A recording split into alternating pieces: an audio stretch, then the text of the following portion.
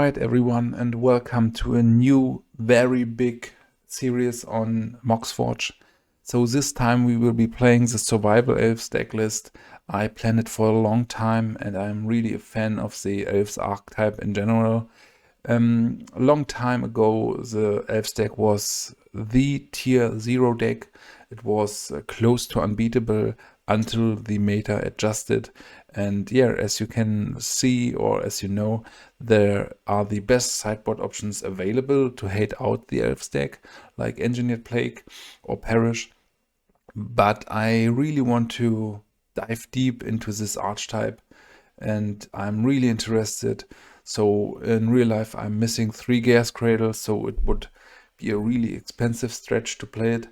But yeah, I'm really interested to learn the deck and how it will play out. I think if you are doing too many mistakes with these small creatures, you can lose pretty quickly.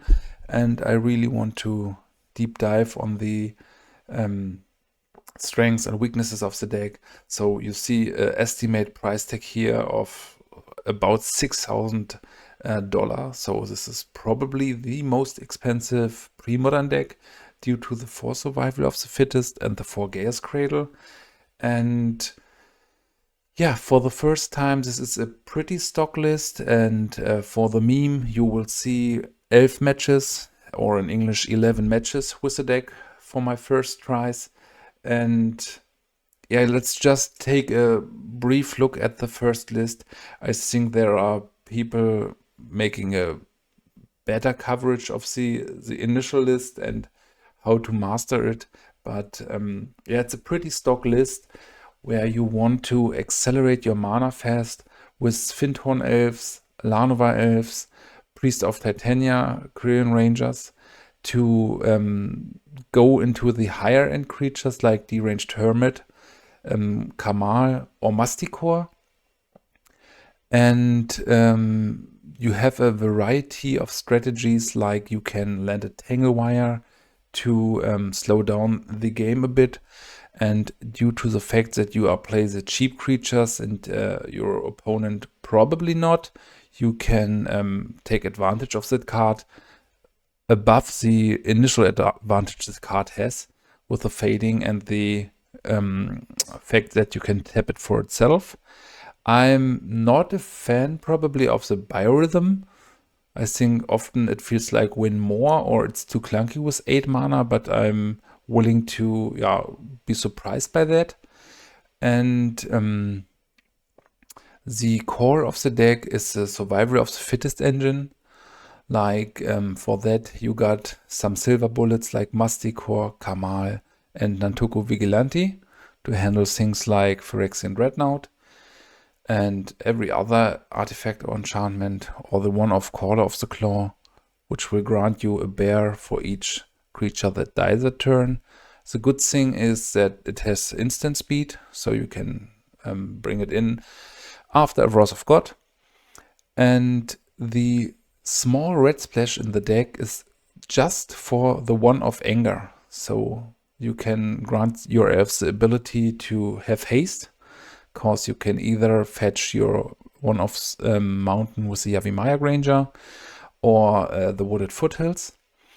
And yeah, keep in mind that the Wirewood Symbiote can untap any creature, while the cost is to bounce an elf. But this can lead to some really broken plays, like where you will be able to make a lot of card advantage with the Multani's Acolyte, because you can bounce it in your own turn and in your opponent's. You can bounce the Hermit, you can bounce the Caller. You can even block creatures and bounce the creatures to save them from taking lethal damage. And some things which will probably not happen too often, you can play this a bunch of times with the Wirewood Symbiote. Yeah, so huge weakness of the deck is surely the Engineered Plague and cards like Pyroclasm, main deck cards like Fire and Ice, Slice and Dice. So, but the core to hate out the deck is to handle the graveyard, I guess. So if you handle the Squee Goblin Nabob, you don't get the card advantage engine going. And you can face problems. And some normal 2/2 creatures, like a Meddling Mage, naming Survival of the Fittest, could be a problem. So let's take a look at the sideboard. So here in the sideboard we see a 1 of Crumble, and yeah, it's probably to answer opposing Masticores or any kind of artifact, even a Phyrexian Dreadnought. The nice thing on this card is that the creature can't regenerate. So if you hit a Masticore with that, there is no ability to regenerate. The Druid Lyrist is a way to answer cards like Dystopia or Engineered Plague, cause it's not an elf on its own. A problem with the newer wordings is that this is like, I guess, human druid, and many of these elves are druid too. So if your opponent, this I don't think, but I think Fittest Elves, Llanowar Elves, maybe Priest of Titania. So if your opponent just names druid, it could be problematic. The Gaea's Blessing is probably just a one-off to have something against mill decks. I'm not a huge fan of this. Genesis to be more grindy. Goblin Sharpshooter against opposing elf decks or decks like goblins. Then you got a 4 of Naturalize to handle things like Engineered Plague or Phyrexian Dreadnought, any kind of these. 2 of Spike Feeder, I don't know for what. Maybe for a deck like Slide, but I don't think this will be enough, because you can just rebuy it with your Genesis. And this seems pretty slowish. 1 of Uktabi Orangutan to handle artifacts like Curse Scroll. 2 of Tormod Script to have answers for faster decks than you, like Reanimator. And a 1 of Thornscape Battle Mage. And at first, as I thought, I was pretty hyped because of the second ability, until I realized that we can't produce white mana with this list. So it's just for the ability that you can shoot 2 damage to cards like Meddling Mage. But in the newest wording, this is a wizard elf, I guess. So you have the ability to bounce it with a Wirewood Symbiote.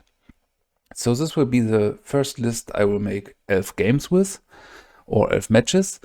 And yeah, please comment how you like this kind of deck tech in comparison to the Magic Online visualization. And yeah, have fun and see you in the first match. Alright everyone, and welcome to my first official match with the deck ever. No mana, no keep. This is a really bad keep, but I think I'm forced to keep this. I don't know. Maybe not. My plan is to land Survival of the Fittest and then generate card advantage with Multani's Acolyte. But I think it's a very loose keep. But we are here to getting experience and repetition with the deck. And you can't always hope for the best hands.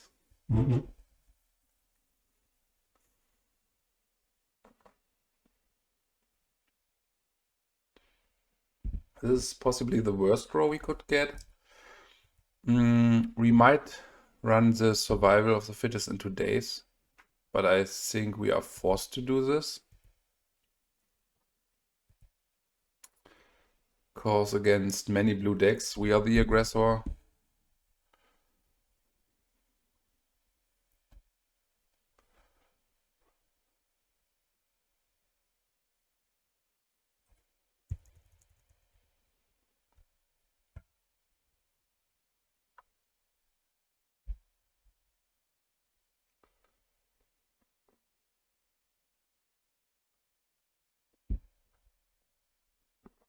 And keep in mind, I'm a starter with the deck.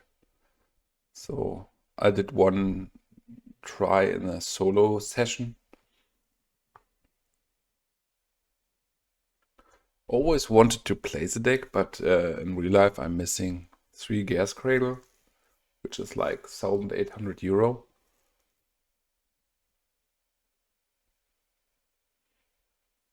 Yeah, drawing exactly one more symbiote is really bad. I will keep the fetch land up for some amount of time. Play around Stifle and Parallax Tide.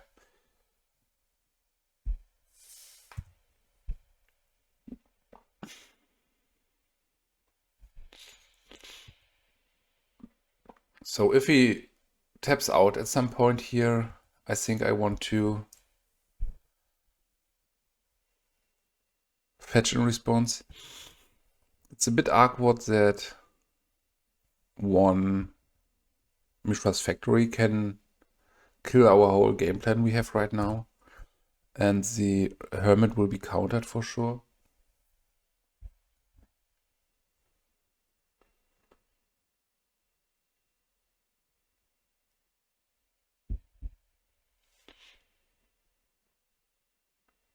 Even a Powder Keg would be really strong here. Yeah, here's the Factory. Force Symbiote, okay. I think I can't take anymore. It's really odd, like 4 Symbiotes in the top 11 cards.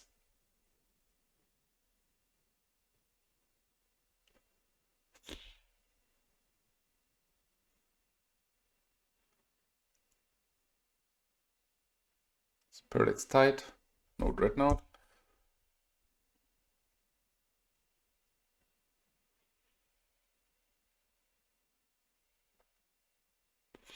Okay, now I need...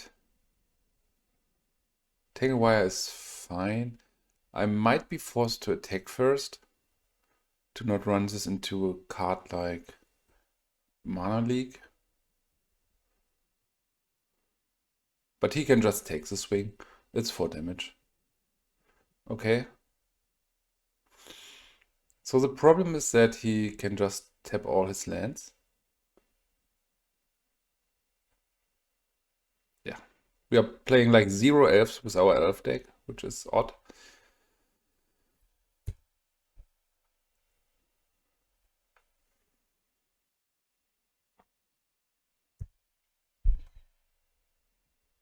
He even might have Stifle or some Vision Charm for next turn.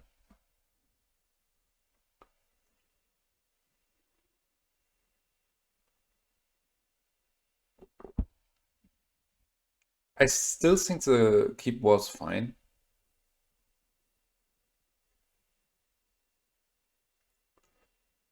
So here you have to click the left one first to ensure the counter will be reduced before you have to tap. And then, I guess...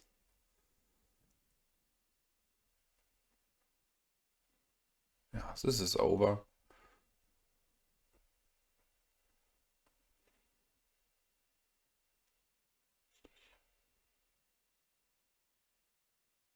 Dreadnought is a really tough matchup in general. I know it because as I was playing from the Dreadnought side, Elves often felt like a free win. Maybe it was due to the fact that I was playing blue-black Dreadnought with Perish and Engineered Plague, and you had the ability to tutor for everything with Limdul's Vault. Blessing seems tempting, but we might go into a 2 controllers route there. Okay, I think Blessing is not the right thing to do. So the biggest problem is that I have really no idea what I need to cut.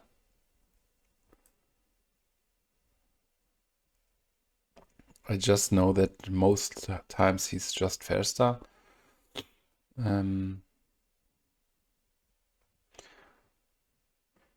Tangle Wire seems good. I'm a bit wondering about 0 Winter Orbs in this build. Biorhythm could be cut. I think Kamahl. We just plan to win on these fair creatures. Masticore could be great. Wellwisher is not good enough, probably. I'm not a fan of Tangle Wire. Of course, we saw the Stifles and yeah.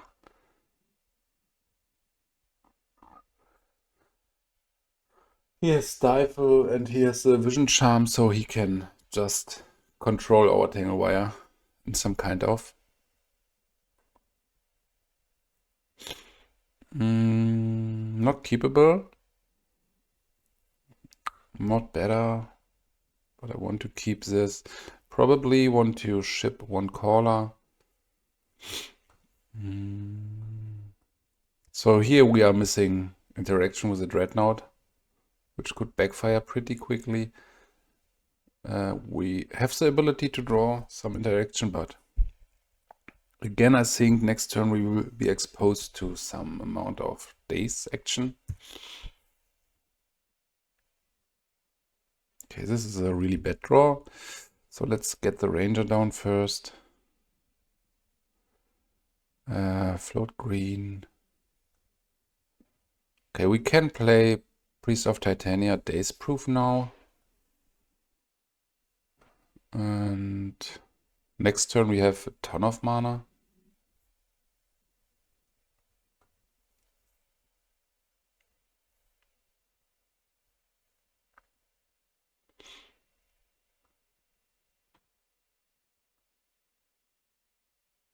Okay, we might face a Dreadnought here. If so, I hope he has a Vision Charm, so we can attack next turn.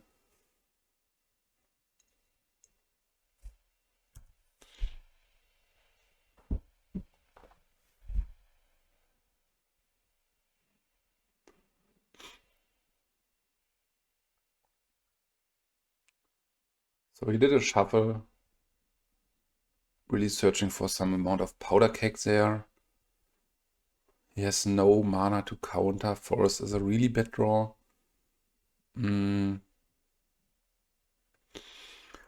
So, can we get to 9 mana?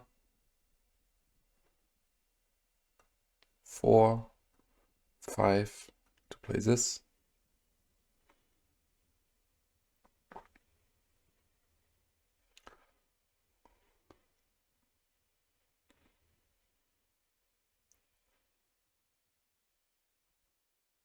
Untap the Priest, bounce Forest.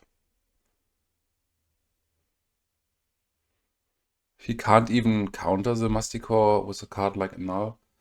So replay Forest, play Masticore. And now we just want to apply pressure. Next turn we need to tap mana for Deranged Hermit. We are able to ping the factory. I think we could win the damage race here. Powder Keg would still be good. Great turn 3. He might have a foil here. Foil plus Powder Keg.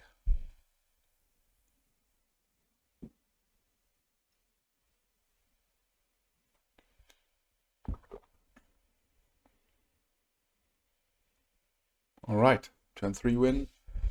Let's go. So now I think we have to... I don't know, maybe Wellwisher could work against the blue decks. Do I need the Anger or the Swordscape Battle Mage? It's a 4-drop in this case. Maybe Call of the Claw is even wrong. Let's try it like... I mean, Tangle Wire...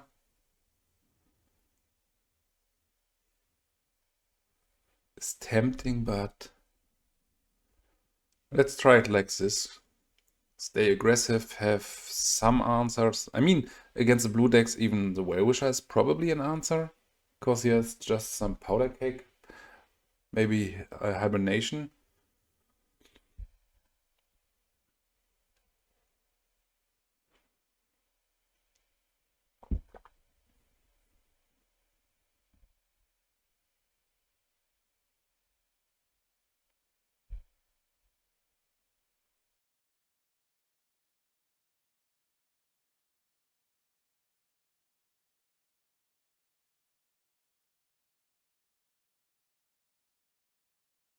So first official match ever and the most awkward hands you can imagine with the deck. This is fine. I think I want to ship the Acolyte.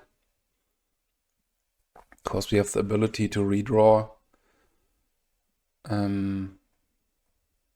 creatures.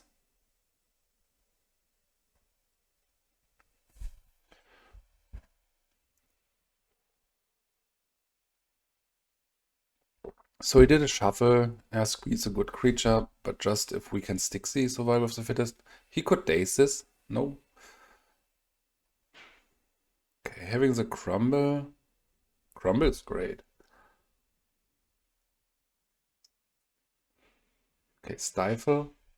So he might have... I will go for the Crumble here.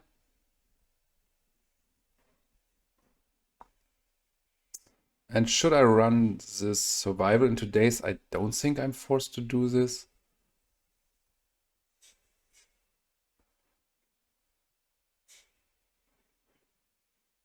We are setting up for next turn. Then we could get a Uktabi Orangutan. He can easily have another Dreadnought.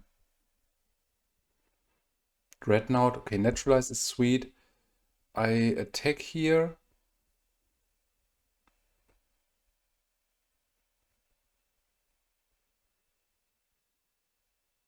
And I think I want to go for Survival, right? He should have a counter.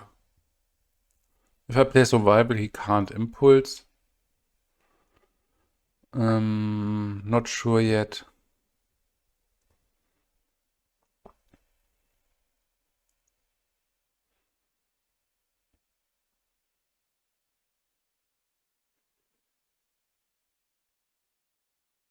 No, I want to ship the turn here. Or Flash of Insight for 0 and then flashback next turn, I don't know.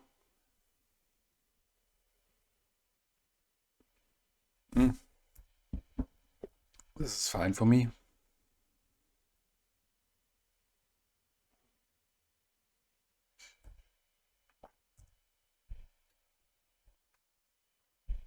Okay, another Naturalize. So things are really adding up here.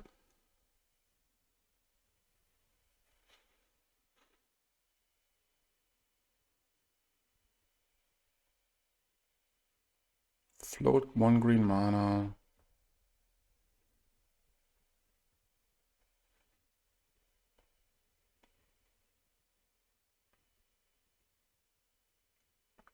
Okay. Yeah, he is forced to do this.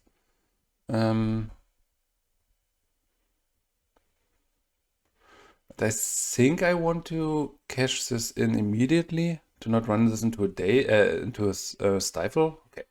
GG. Alright, everyone. This hand is probably not great, but I want to keep it to get some more repetition. Plus, we are able to cast the Acolytes if we bounce a forest here. Llanowar Elves or something like this would be great. And if he leads with Duress, this would be perfect for us. Kamahl Therapy. Next turn he will probably get Multani's Acolyte. This will hurt. Exit Rain.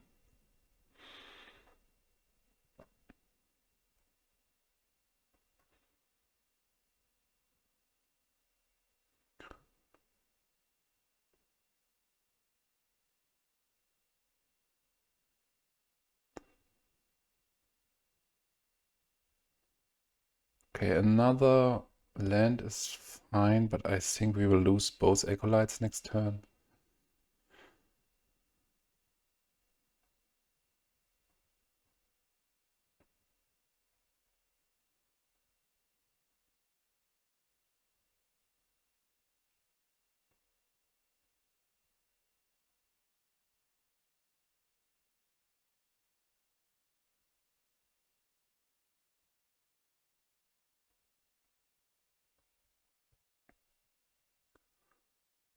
So he's probably on Machine Head. Yeah, this will really hurt. Okay, naming Hermit. And then he has a... Okay, so we need to play the Acolytes now. I think he was planning on us hitting second... or missing second green land drop.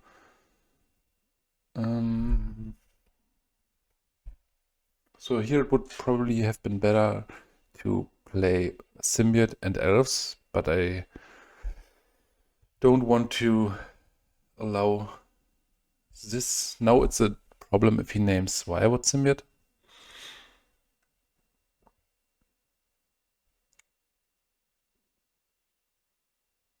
Regarding on this play, on his turn 3 play, I will pay for that. But this could be awkward if he has a removal for that.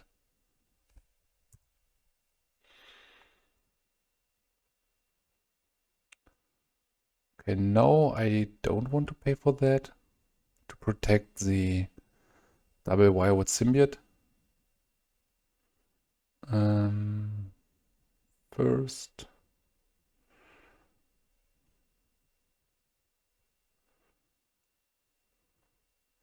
Second.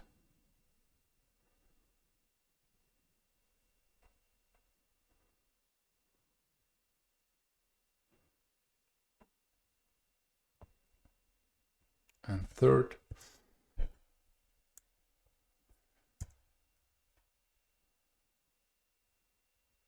So these are fine now. If he has removal, I can bounce them.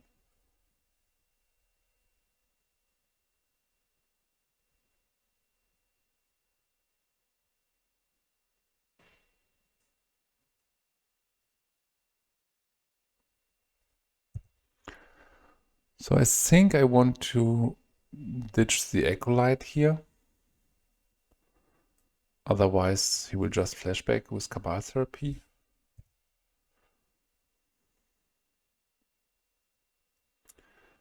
Okay, let's play another Symbiote. Then both of these can attack.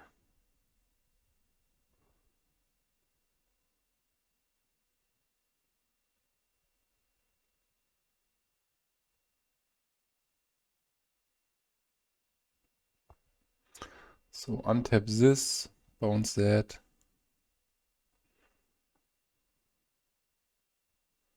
Getting 1 damage in.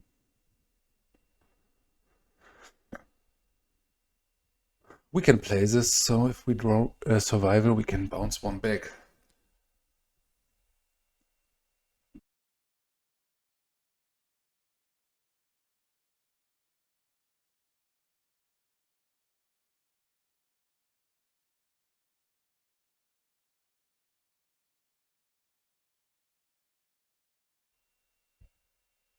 Okay, bottomless pit is fine for me.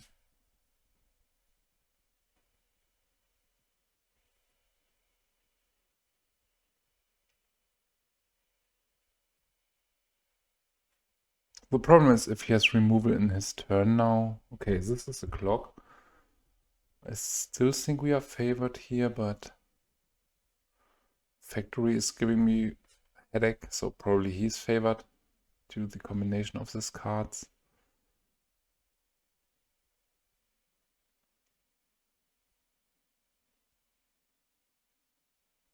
Plus, if he has removal, I'm forced to bounce the elf in his turn and then it gets discarded.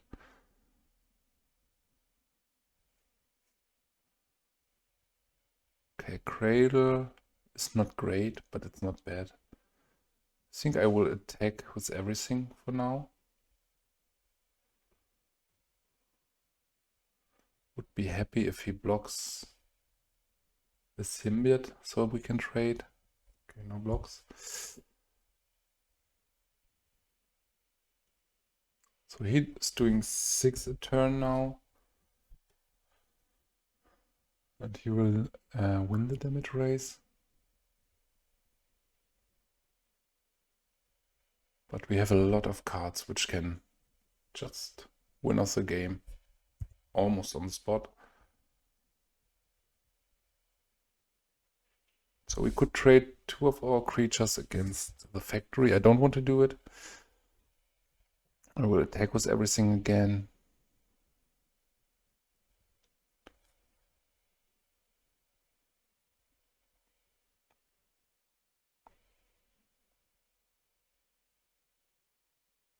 This is sweet. We can even... we can't bounce this.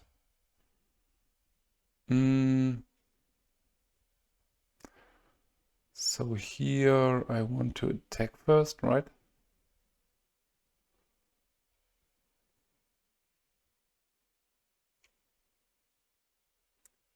Maybe just with these 2. I mean, we still have to do damage raise, but we have the answer for the rack or factory, so I want to attack with everything. Hope he blocks the symbiote here. Again, no block. Okay. I want to cast it like this.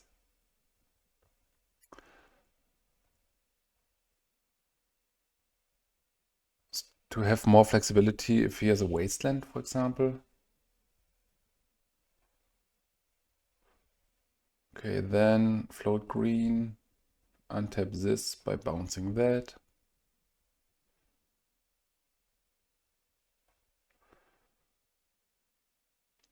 Play this, float green,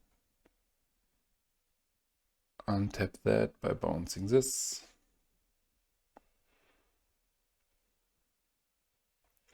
Replay it.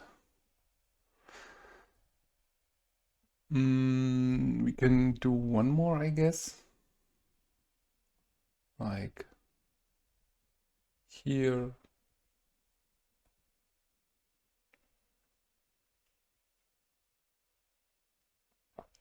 Replay. And chips the turn. Yeah, the Nantuko is great here. Even the 3/2 body is perfect. I don't think I want to do something against this here. Okay, another rack. So this will kill us in 2 turns. I think I'm forced to get rid of one of these. Otherwise we go to 5 next turn. Then we attack, kill this. Then we die like this. So let's turn this face up.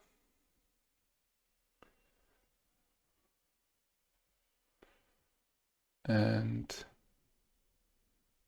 I mean, we could even kill this and start bouncing back our forests. Not completely sure here. I think this might be fine. Could be a problem against Chain of Smog, something like this. But I want to try this route here. Untap this. Bounce that. And we can even bounce an elf. Right?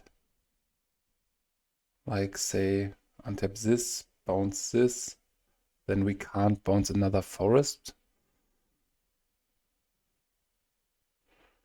And as we don't want to attack with this, I say like, untap this, bounce this. Maybe this is the route to victory.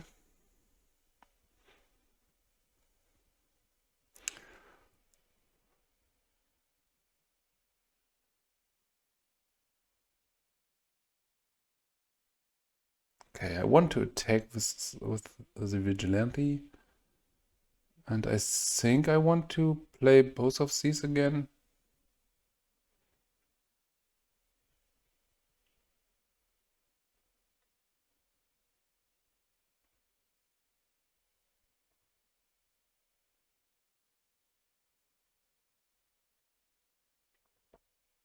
So here I attack with just the Vigilante. He probably blocks with the Mishra's Factory.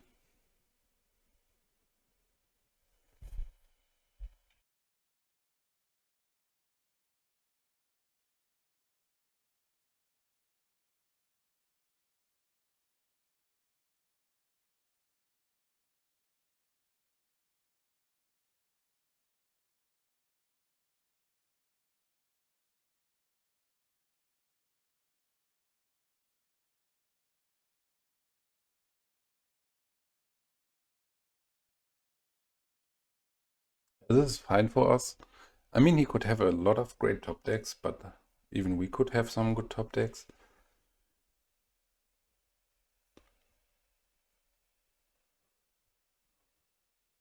Okay, I'm not forced to bounce the forest now, because I can do it next turn.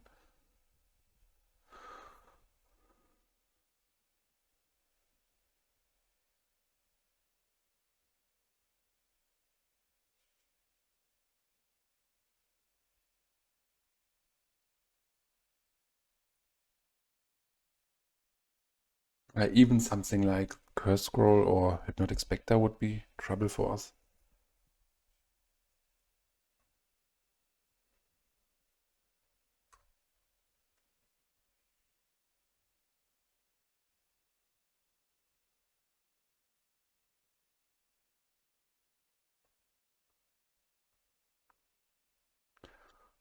Okay.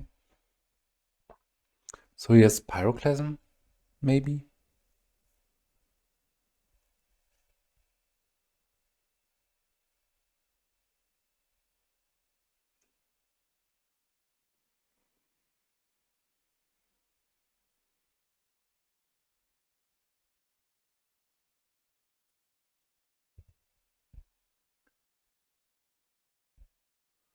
Okay. Bounce this.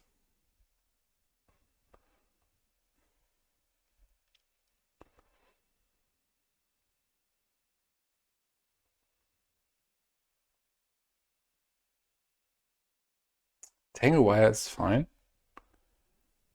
So play Tangle Wire. Not sure. Maybe here's Decree as a Black Decree. Not sure how spicy his list is.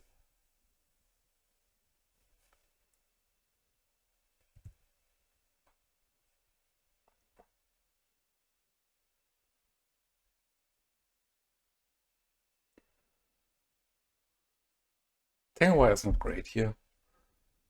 Let's put tap like 2 lands and that goes Rex. But I think it's better for us.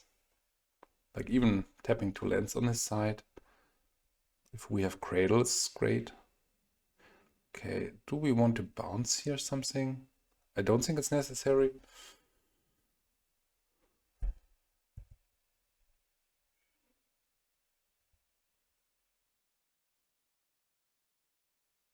Six life.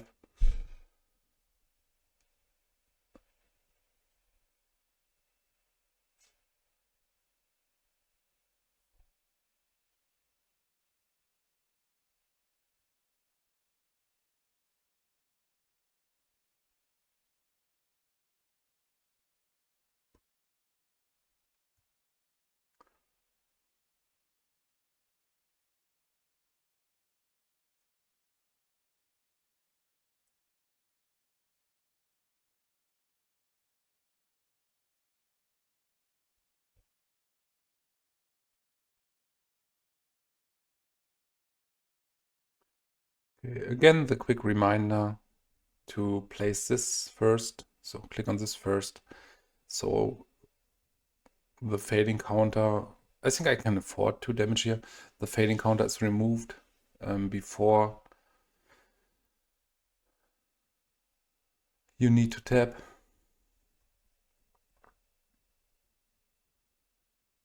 I think I want to tap like this to have the ability to play Anger. Another Tangle Wire, this is strong.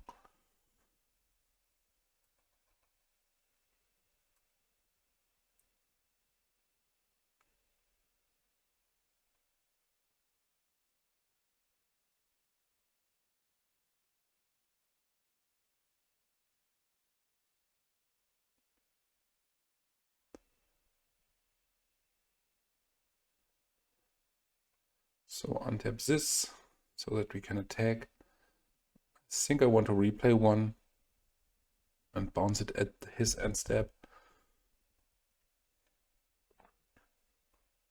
He needs to tap everything, right? No, here we'll have this up. But he needs exactly 3 bolts to win from here, I guess.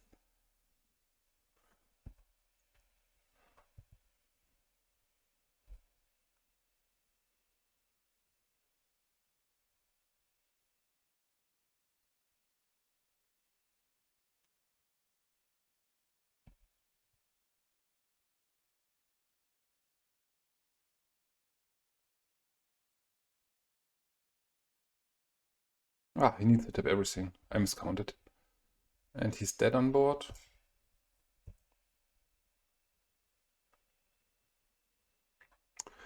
Alright. This was pretty grindy. Turn 10.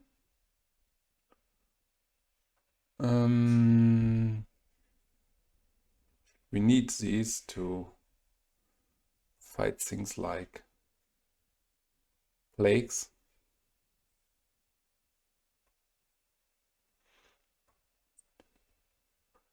Even the Battle Mage could help there.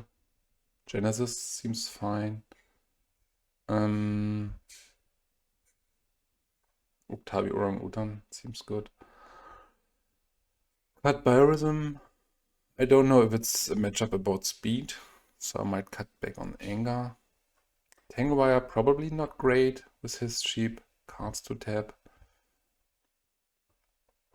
Biorism could...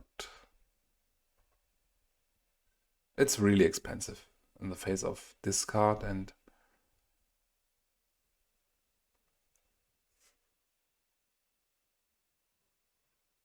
Maybe cut down on some mana elves here. I mean, the mana elves are probably... We need to fight a lot of pyroclasm and stuff. It might be completely wrong to cut something like anger.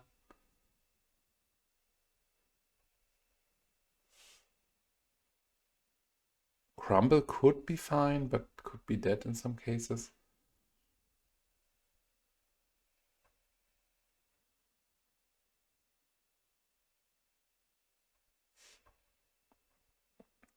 Three Cradles. Not great. Really not great.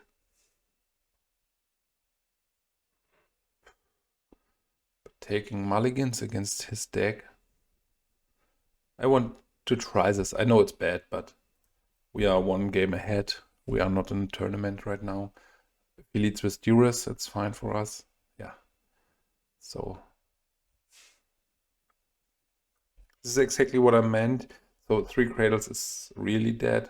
2 are fine in some cases, but I think we will face a lot of discard spells, Cabal Therapy next turn, Pyroclasms. Against this, Cradles are bad, but Spike Feeder is fine-ish. I want to lead with Fyndhorn Elves here. There might be a setup where Spike Feeder could save a creature, which can chip damage in then.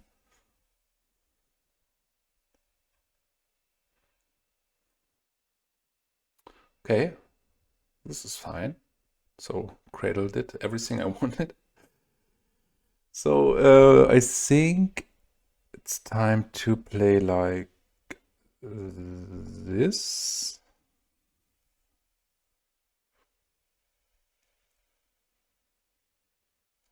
We can play almost everything, then we are a bit weak to Pyroclasm, but okay, he might have the pitch card here.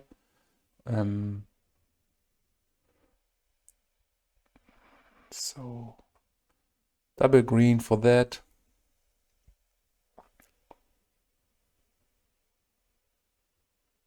Survival. This is strong. Here's a Cradle. Survival. Okay, how can I set up best against a Pyroclasm?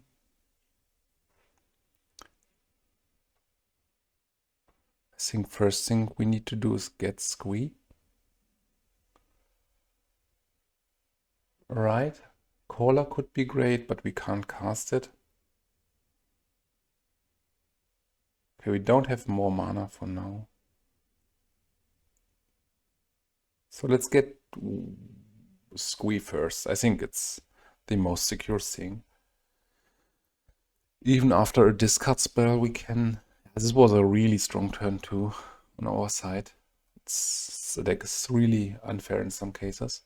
We might lose against the Engineered Plague, something like this. But then we need to rebuild. Yeah, here's the Plague.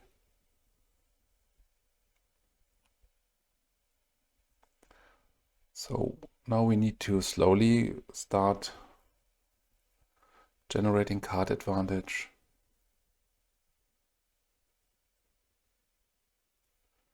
Okay. So we are kind of forced to find something like... Yeah, Disenchant. Okay, Ravenous Rats is fine for me. I think I want to get rid of Squee here, right? I could have gone for Genesis first, but for now the trigger is kind of awkward.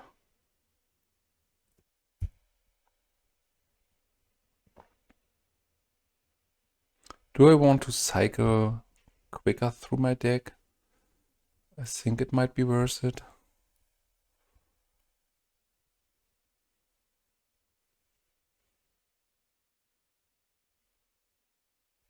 Okay, Masticore could be great later.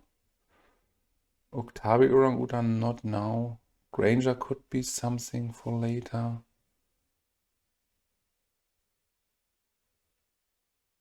I think here I take the Acolyte, right?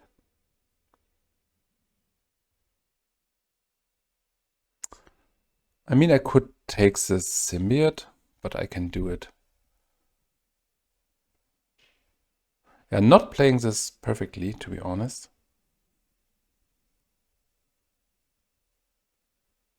Okay, do I even have white mana?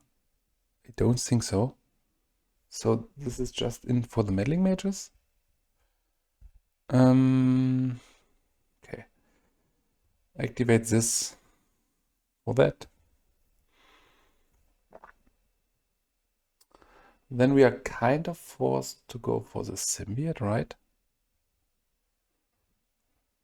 Slowly starting to get to 5 mana where we can get rid of the Engineered Plague. We are not facing a lot of damage here, so everything is still possible. Yeah, we need to pile up on the Wirewood Symbiotes. Factory is adding a ton of damage to the board. Bottomless Pit would be strong. Okay, we are not able to cast a white kicker.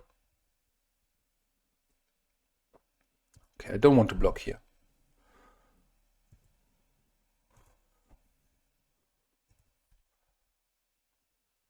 So ditch the Acolyte. We can rebuild later with Genesis, but for now, I don't know, maybe. So now we could go for Granger. Echo is not great. Yeah, another Symbiote. We could just play this without any kicking stuff. So, play the Symbiote. We could add up to 4 mana, 5 mana. Probably not enough here. Like I can do...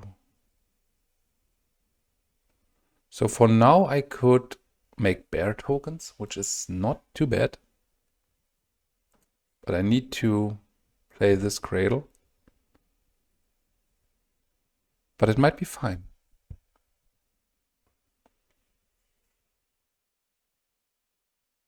So discard that.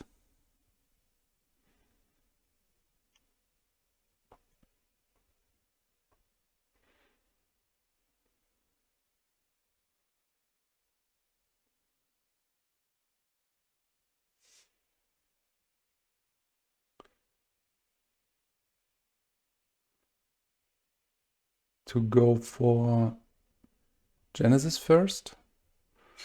Then we discard Genesis. For the caller. It's a 2/2 with flash, which will leave some bears if he does a board wipe. And now we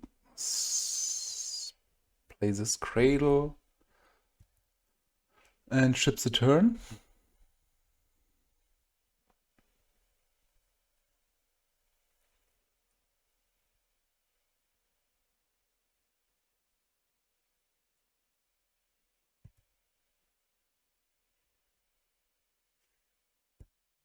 Okay, again, no need to block here.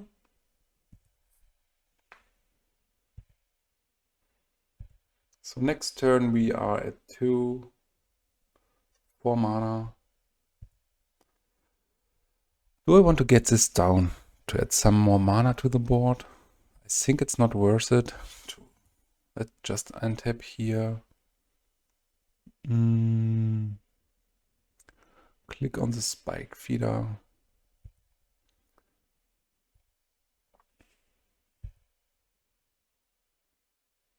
Don't want to pay for this. Okay, we can discard Squee here. Find another.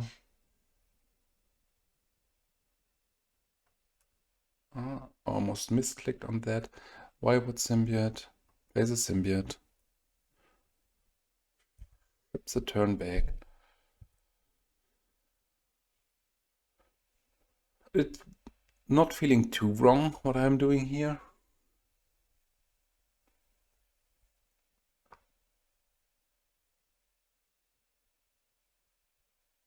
Even another plague would not be a disaster.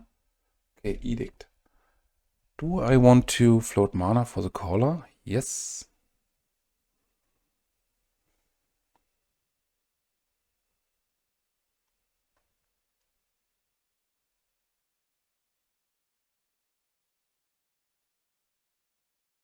And then we have 2 more bodies. Okay, play the caller. This can be bounced. This is really sweet.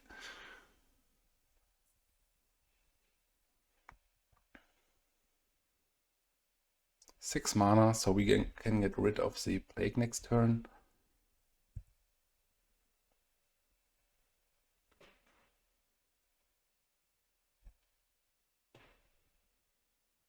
Okay, this is a free block. And I'm here for the free blocks.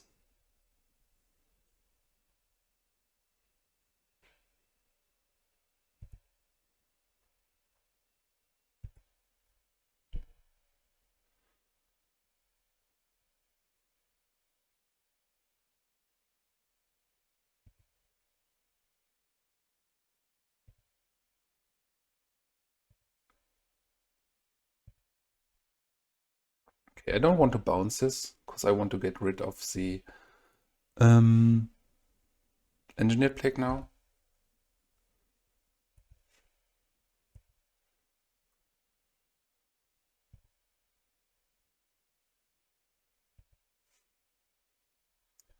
Quirion Ranger, probably not too bad, right?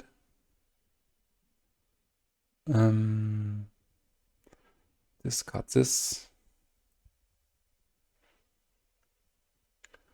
We could even go for Masticore or Hermit. But I think it's a bit more secure to get rid of these first. 4 mana, 5 mana. Morph this.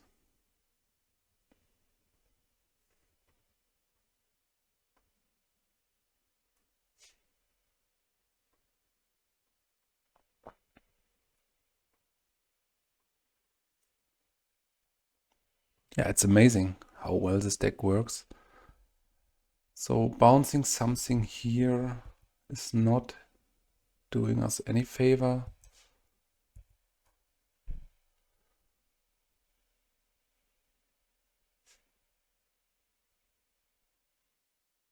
So we could save this one and then rebuild if he has a board wipe.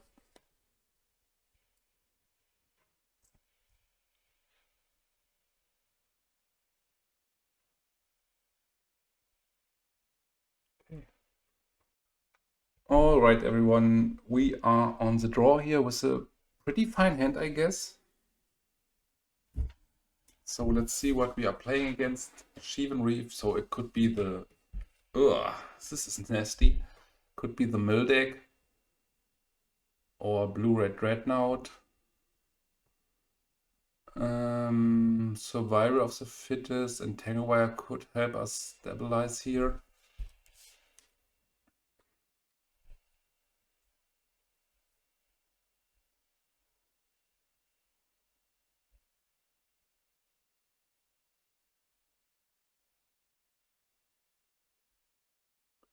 Fire and Ice is really strong against us, but we have the tools to grind, so let's see what we are playing against.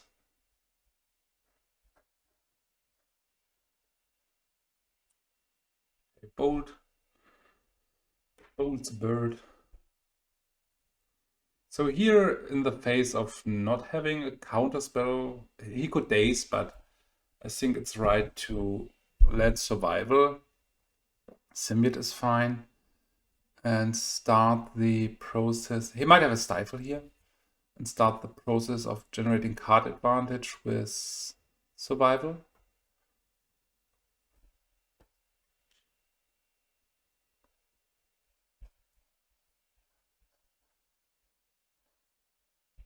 Okay, daze. It's fine. We need to do something. Otherwise, if he untaps, he has 2 mana for a variety of counter spells, and setting him back by a turn it's okay. It was for us a way to stabilize the game. Okay, attacking here seems pretty aggressive. So let's play Llanowar Elves. Let's play Symbiote, so he's forced to Fire Ice now. Otherwise, we can save our Llanowar Elf again.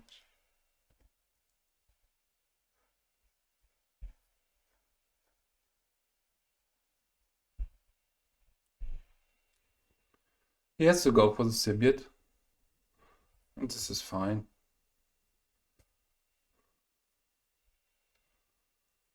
I think next turn, it seems tempting to play something like Tangle Wire, but I think this would set us back more than him. So I just want to play more of my elves here. Okay, not great, not bad. So play this. I probably want to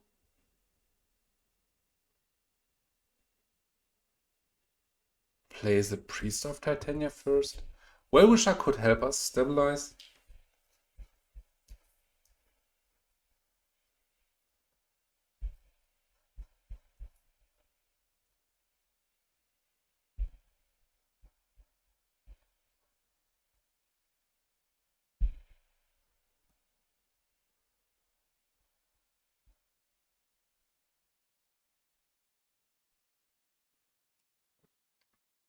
Fire Ice.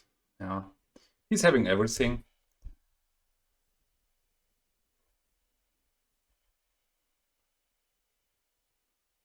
The biggest problem is the Grim Lavamancer here. And now Dreadnought probably. Okay, getting rid of this.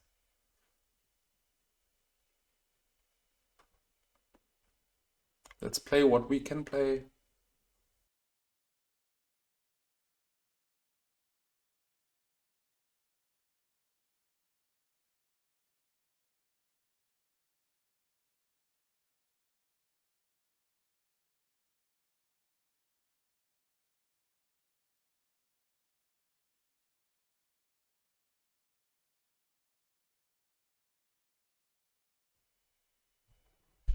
Yeah, he might be on counter burn, but this seems like Blue-Red Dreadnought, and he's hitting everything he needs to hit.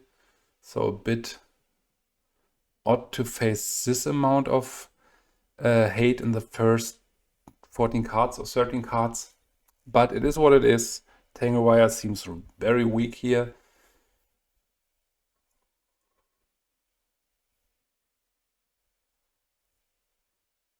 Standstill, okay. He has to go for this right now.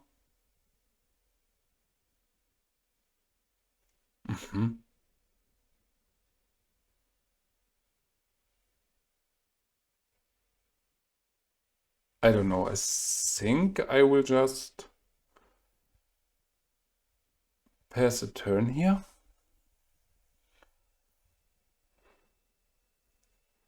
I could go for that. Okay.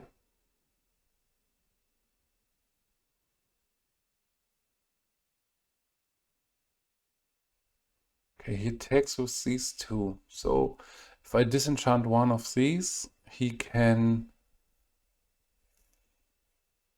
I mean, anyway, he can activate Grim then.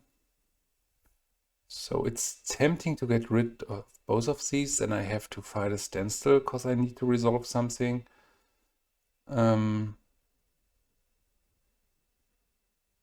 don't know. Let's flip this.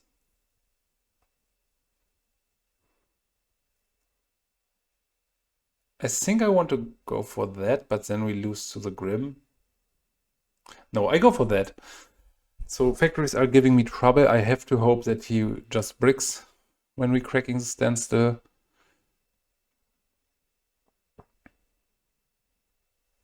Otherwise, we would face two factories.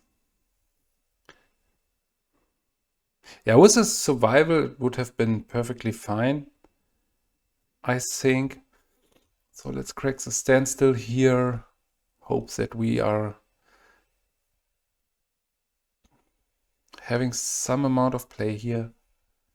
So we need to bounce the forest first to play around a card like Daze. Turn 2 it was not possible, but no, we shouldn't play into a Daze. If I draw one drop here, I will play it into Daze.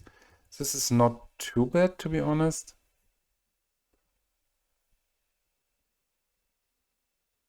Another Fire Ice?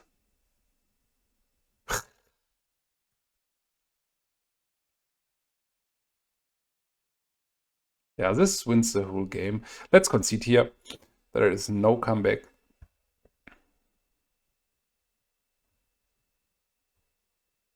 Yeah, absolutely no comeback possible. He had 4 damage a turn, so this would have been over pretty quickly. So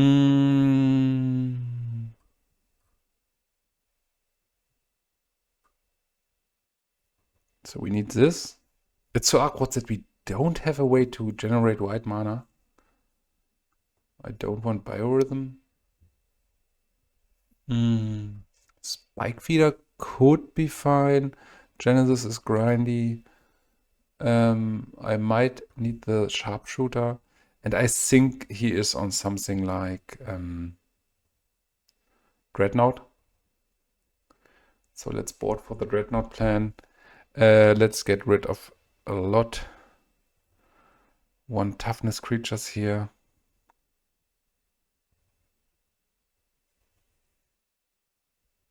Tangle Wire is super awkward. Because he can just use his time in the upkeep to, yeah, play burn. Yeah, this matchup is tough, and especially with this kind of draws. It's like, feels unbeatable.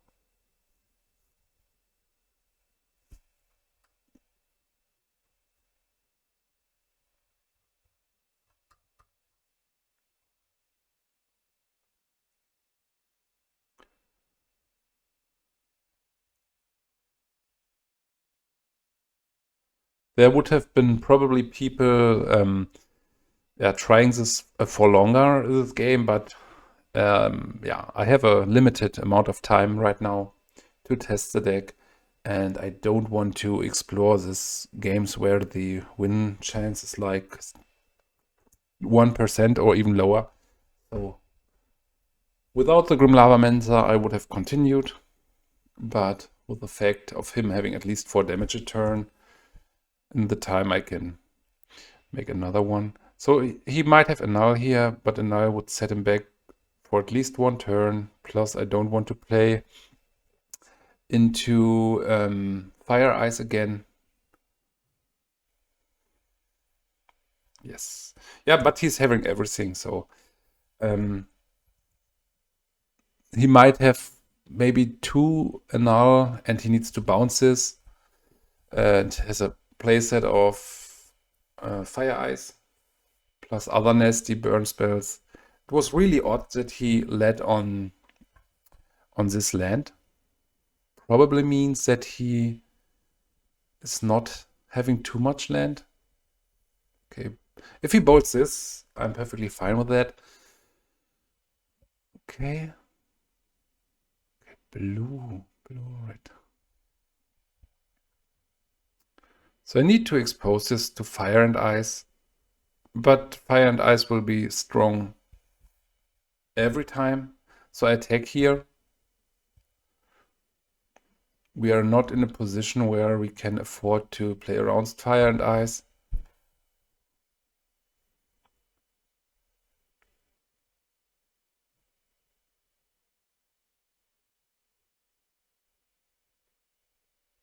And it's funny, I think he will win both games. Of course, he had exactly the answer for Survival of the Fittest. If not, he would have just lost to the card advantage we could generate, probably. And even in this game with Genesis.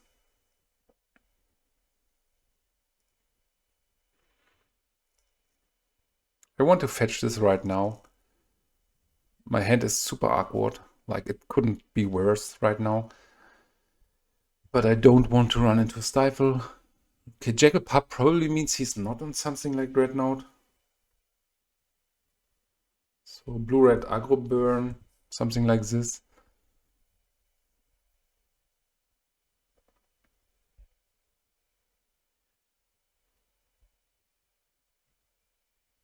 And the Grim. Yeah, we pack it in here.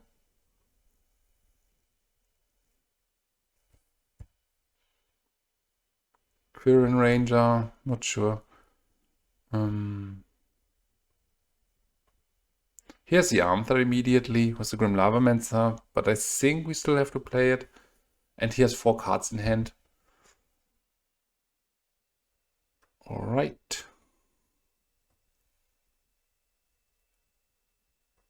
Alright, everyone, we are on the play here with a pretty great hand, I guess.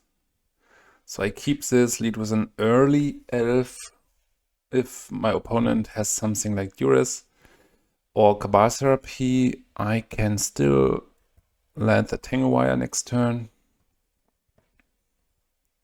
And this could lead to a very unfair game. Again blue, okay, a lot blue this time. Time for Ugly Lock.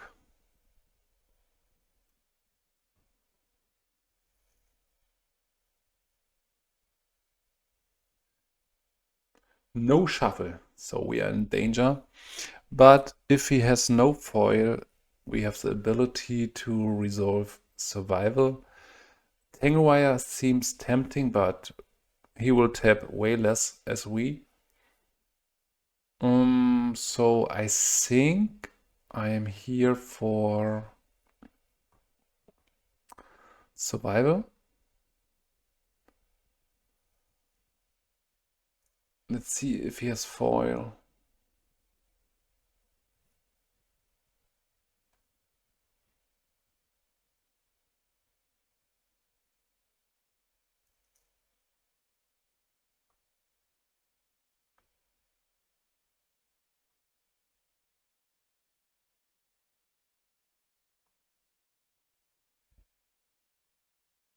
Yeah, get the foil.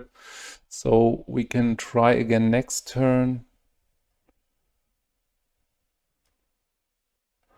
It was a clear 3 for 1, so I'm fine with that. Tangle Wire is strong. Blue-black, so Duress here or Zombie Infestation. Interesting. Okay, still here for Tangle Wire. For survival. And then I think I need to activate this right now to not run into Stifle. And I think it's even fine to pitch that for Anger. And starting next turn, we can do a lot.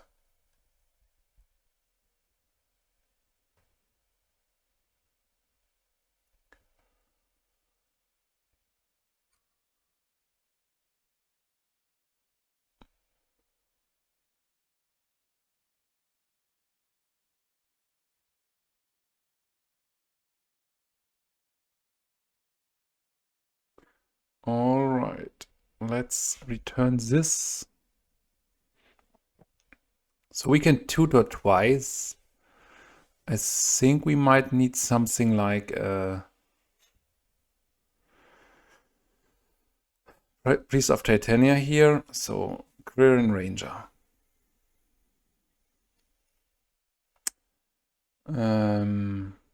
Ditch Anger.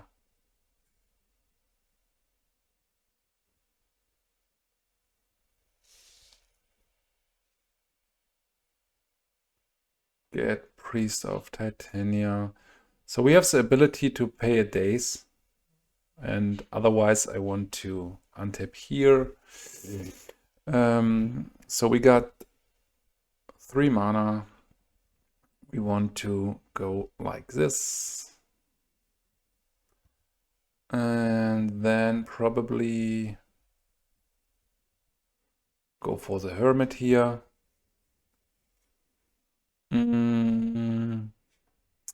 Untap Priest of Titania.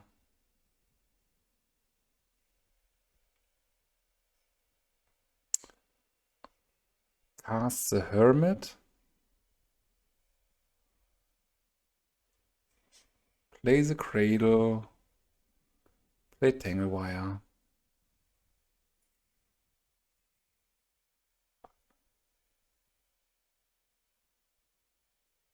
Attack with all squirrels so he can kill 2. But I'm fine with this, I guess. Whoa, playing Gush there. Of course, he's in desperate need of something. I still got... Okay, this is our game.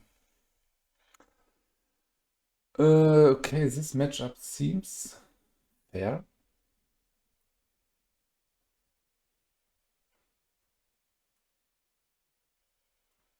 It's tempting to bring in something like Tormod Script, but I'm not sure if this is what we want to do. I want a Genesis for the grind.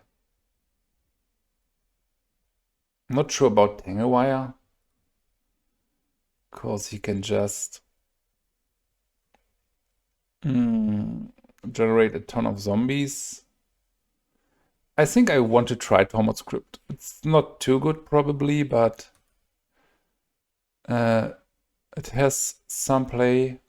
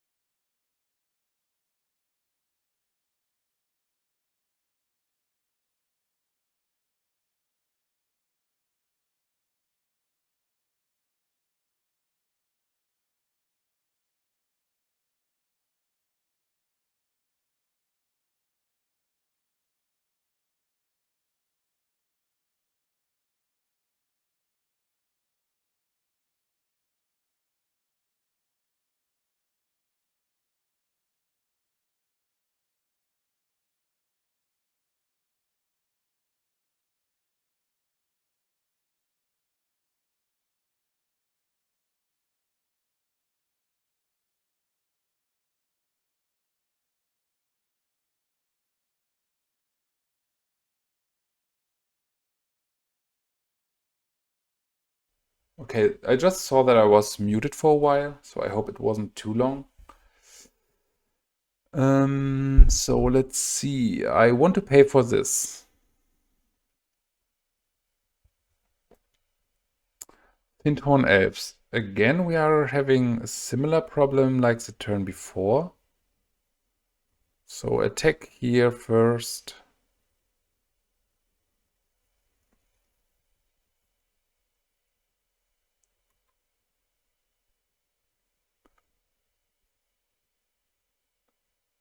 So the problem is if he has another Engineered Plague, he can just do a big blowout. If he names Druid. So I think I don't want to play everything here. But on the other hand, yeah, I will keep one elf around. Okay, untap this. He might have a removal spell. No. Replay this.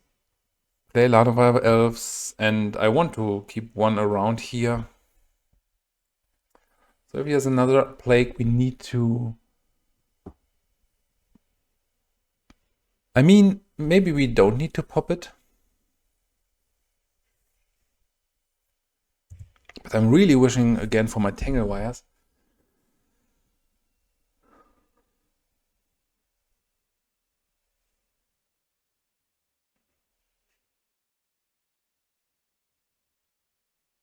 All right, good game. All right, everyone, we are on the draw here. So, we're on the play. Wait a minute. Let's play. No land, no keep. Let's keep for sure. We can ship one Quirion Ranger. Next turn we can explode.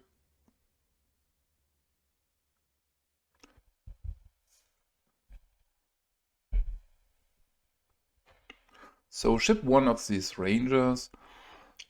There's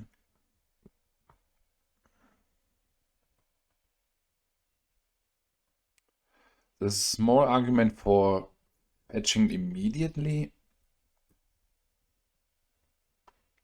To not run into Stifle. Otherwise, yeah, let's fetch immediately. Might be wrong.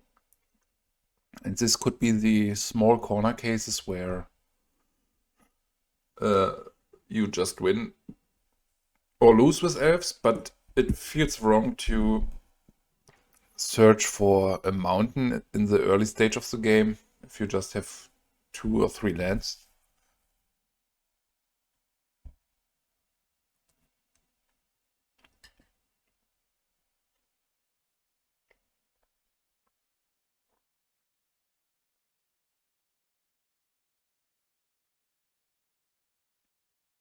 Okay, here I want to lens a survival first. Then the Quirion Ranger. And I want to untap this immediately to have this safe if my opponent has anything like Smother.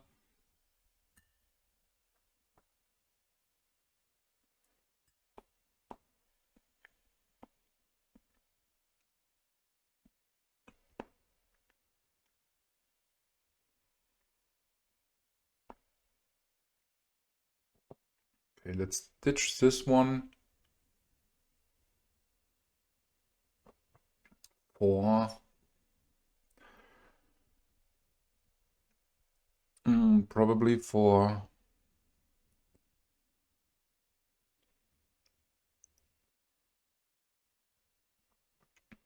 I mean we could go for Vigilante, right? But then we would need to bounce both forests. Doesn't seem to be too great. So my play could just be to get a Squee. And then in my turn, searching for Titania's Priest.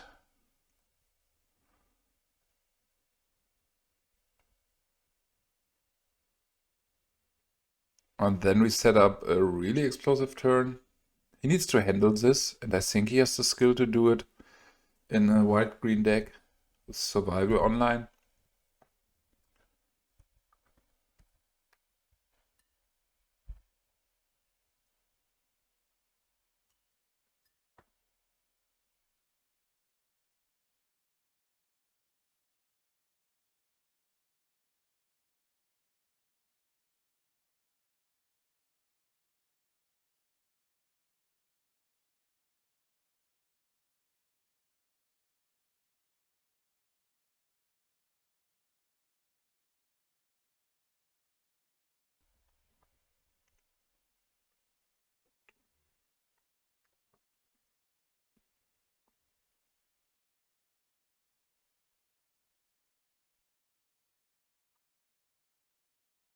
Okay, no answer for the Priest of Titania yet. No third land drop.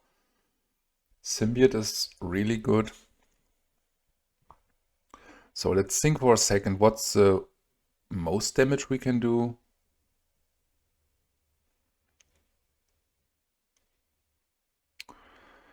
Probably something like 3 mana. Discard Squee. Go for Anger. Discard Anger.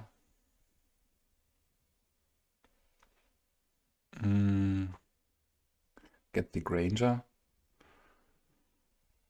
So the thing is, I want to play Symbiote first to have a safe ability to untap the Priest of Titania once. So play Granger. Search for the mountain. So everything is hasty now. Untap Priest of Titania while bouncing forest. I think we can do a lot more damage here. 1, 2, 3. So let's add 4 mana. Untap this while we bounce this. Replay this. 7 mana.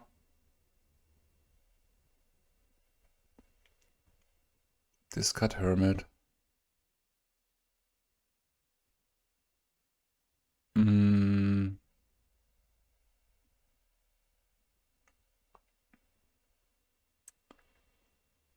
Go for Kamahl.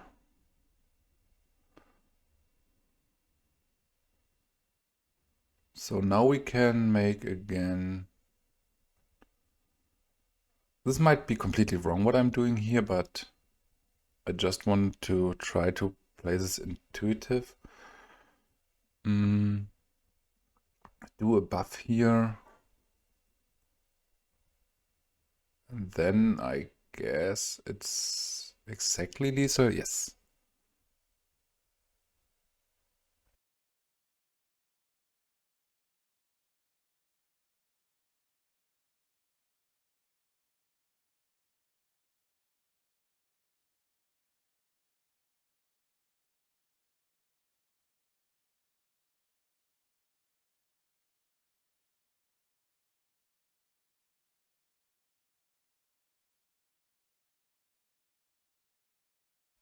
So as we just saw 4 cards from my opponent, it's hard to sideboard, but I don't think Biorhythm is a card I want to have. If he has his own survivals, Genesis could be fine to grind. I might want to have a Lyrist. I'm not sure if Tangle Wire is good, but I don't want to cut them completely. So I want to try something like this until we have more information. And if we lose the game, we can adjust our sideboarding for game 3.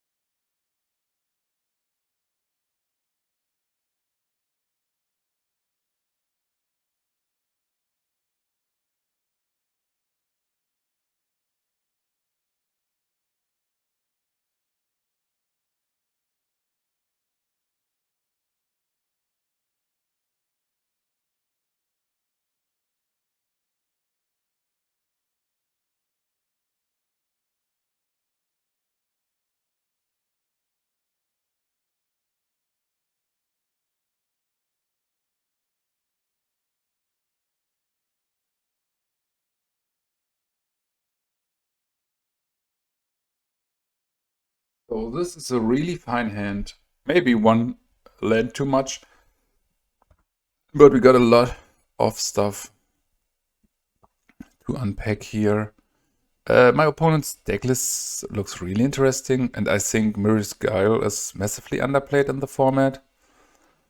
I'm not sure what blowout cards we might face besides Wrath of God maybe, or Cataclysm.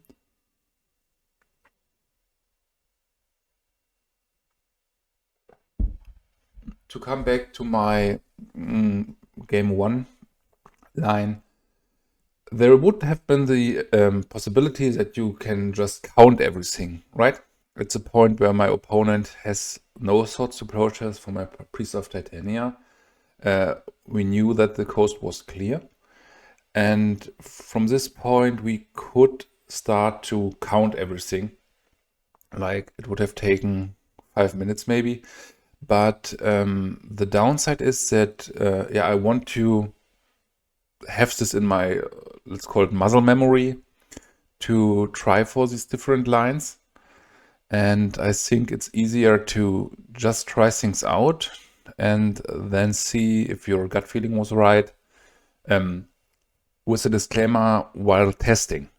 If you're in a tournament or something important, take your time to count everything out. But I mean, my opponent could be on elves too, with a twist of Mirror's Guile, or maybe Survival Welder.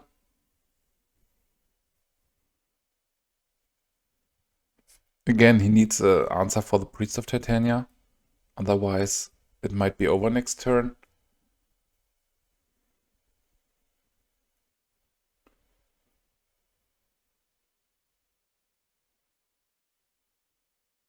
Okay, bird. So more or less,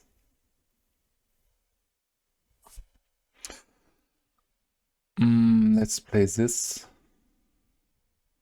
Again, we have to think about the best possible line. Go for the survival first. I like the fact that this is a redraw, but I need to pitch something.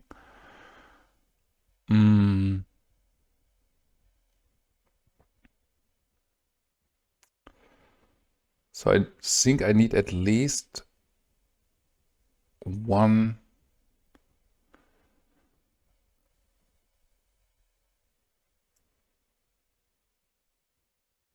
So let's get anger here. I could kill his survival, but then we are a bit weak against. So let's discard anger here. Anger will find us a card like even Masticore would be great.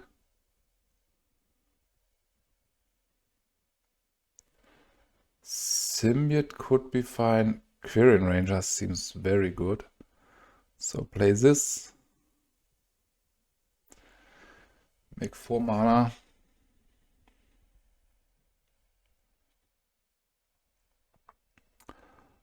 I think I can ditch either Kamahl or the Priest of Titania. Yeah, ditch Kamahl here to go for Squee. Ditch Squee to go for Genesis. Cast Priest. Float 5. We can make up to 10 mana. Discard this. We still have 9 mana if we want to.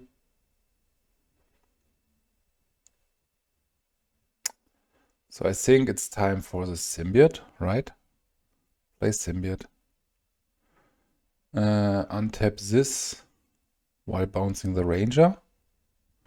So if we replay this now, we can't activate survival again. So I think here it's right to discard this. Ah, I played it. This was an error. I wanted to discard it for Multani's Acolyte. But this should not be a huge problem, because we still got the ability to dodge something like Wrath of God, because we can bounce a creature, and I think I didn't even use this before, right? Yeah, there was a lot of more room to explore, but I wanted to discard it for Multani's Acolyte, play the Acolyte, to have a card advantage engine running, and we are secure against a board wipe. We are still secure against it, because we will have a lot of creatures left.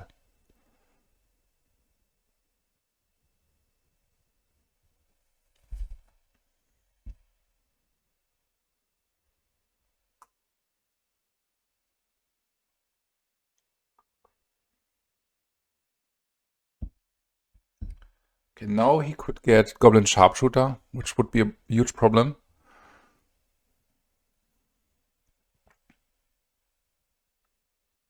But if he gets this, he needs to tap everything. And as soon as he starts shooting, I can... So he needs to go for the Symbiote first.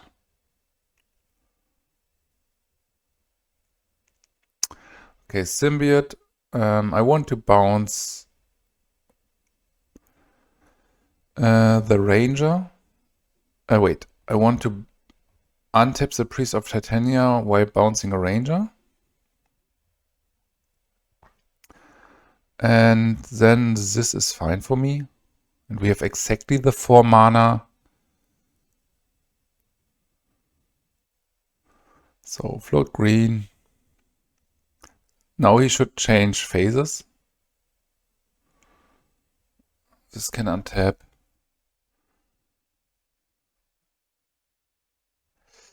So we need to discard here.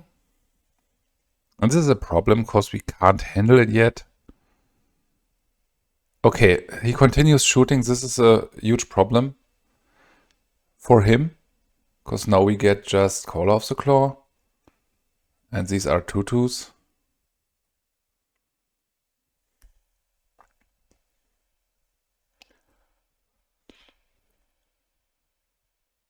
Yeah, it would have been way better if he changed phases. So I was forced to cast the Caller of the Claw without... Oh, with just 1 bear. But I'm not sure, maybe he feared some really dangerous card on my side.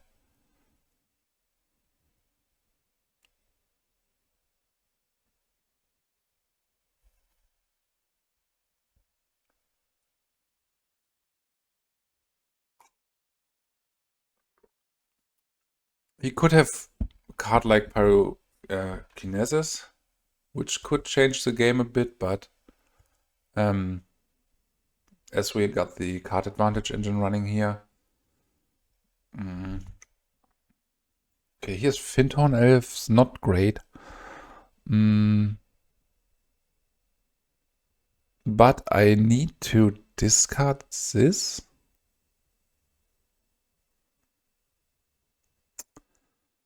And now everything has 1 toughness. I think it's best to get the Symbiote, probably.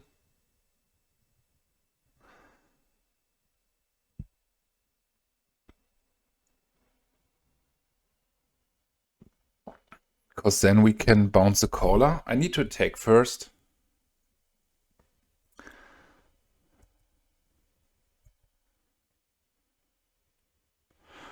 But I'm still not sure if it's right to bounce Caller of the Claw. It seems good, to be honest. So... Okay, he didn't even start shooting on the Symbiote.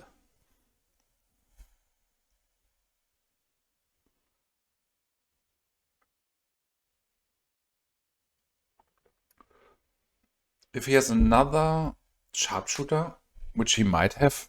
Okay, here it is. All right, everyone, we are on the play again. So let's see what we got here.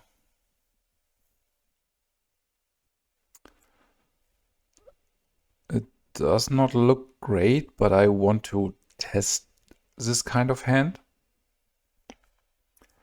It's pretty value-based, but it's missing a lot of mana. So I think it's more or less a safe mulligan in most cases, but as you know, I want to explore the deck from any angle and not just play the broken hands.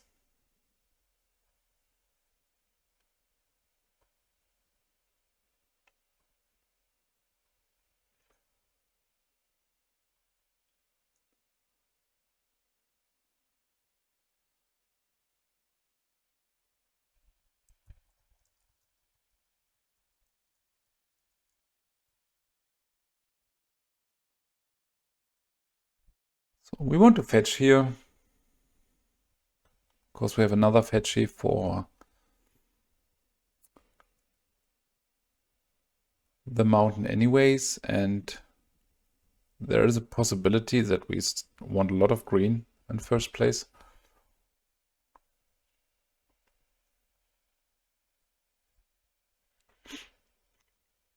Okay. Cradle is not great. I want to cast this. Tangle Wire. Okay, this is not coming together.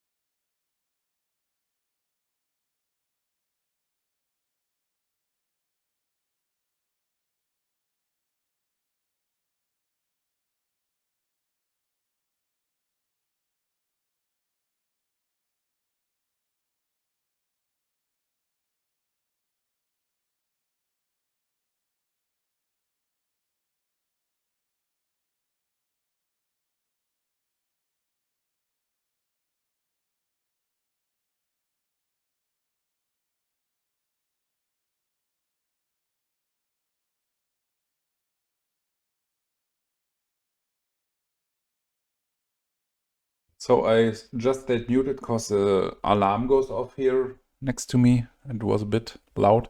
Okay, let's see. If my opponent plays Sharpshooter in the main deck, I think we lost here. Here's the Goblin Welder. So the question is, do I want to pay for this or bounce?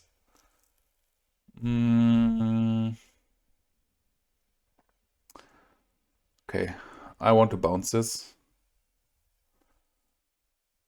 We are still missing on mana. Tangle Wire is not great in this spot. But it could help us a bit, but I think my opponent runs Tangle Wire on his own.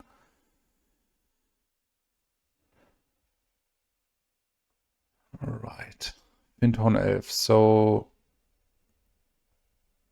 this is free due to the Cradle. This is more or less free. Let's play Acolyte here. Granger. So I think I need to go for Tangle Wire, right?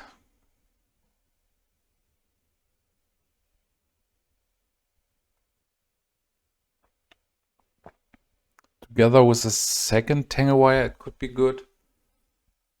And I don't want to attack here because I think the Wirewood Symbiote is strong. But we still need a payoff card, like Survivor of the Fittest.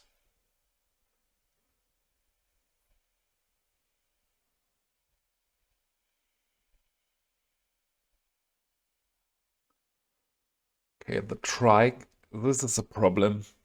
So I think we are losing against the Trike.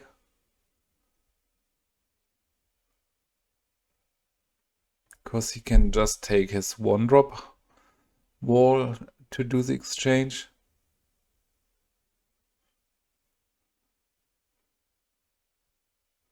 Yeah, we don't have an answer for this situation. So we need to concede here.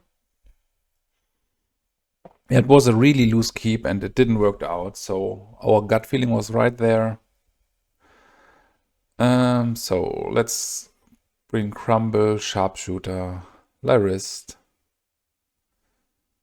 Tormod Script for sure. And even an amount of naturalizers. Genesis is sweet. And Thornscape is... The problem is we can't pay the white mana, but the shock effect might be worth it. Biorism is weak. So are the Tangle Wire. So 7 more to cut. This is a lot. Hermit, probably not great. Blessing is not right here. Wellwisher, not great. Crumble is probably not necessary. 3 more cards, so let's cut a bit on this 1-drops, I guess. I think Lyrist is not the right thing we want to do. We can handle the graveyard with a crypt. What else to cut? Probably to... Let's try it like this. I think the matchup is evolving around Goblin Sharpshooter pretty quick. So whoever is faster with the Sharpshooter has a great shot to win this. Not too good, but not bad either. So let's start like this. We have a turn 2 Survival of the Fittest, what he can handle pretty well. Yeah, let's see. He needs the answer for that. Okay, so if he has Cradle next turn, this could be explosive. There's an argument for wait 1 more turn, but I think I want to slam it. It's really weak if he has immediately the answer, but the upside of having survival is just too big to not do it. Plus we have the answer. Okay, here he goes probably for Seal of Cleansing or his own survival. Yeah, Seal of Cleansing. It's fine. Like otherwise we had 1 more play, but we could not. Okay, do I disenchant here or, I mean, naturalize there? I don't think so.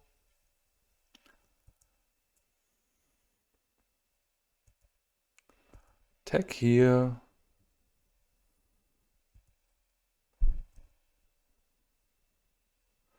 Okay, and now we can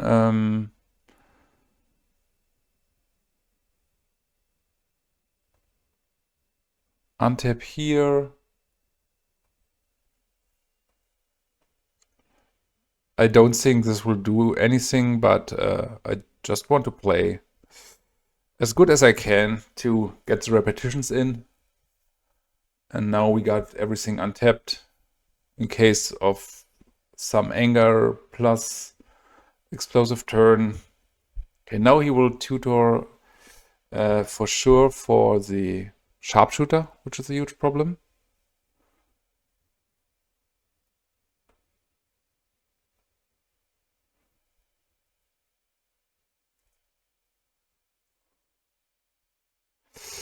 Okay, let's disenchant here, or naturalize.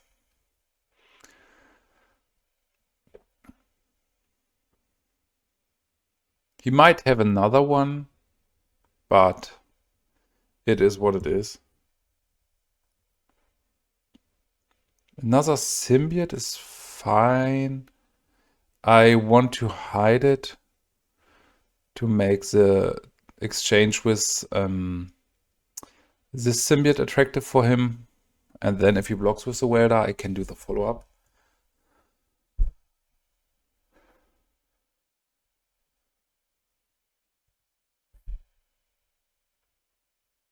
Okay, now my hand is pretty awkward. We need some red mana or something like survival.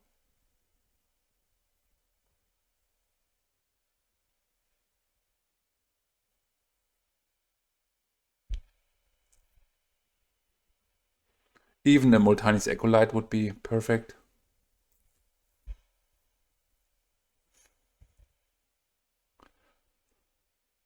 Yeah, we have a lot of outs here.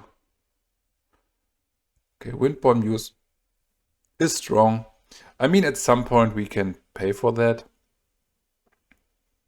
Another forest, not great. Let's slam this. So the problem is that the Windborn Muse can ship damage in pretty well. He's probably keeping at least one creature in case he drew survival. Okay. So we have everything set up for explosive turn.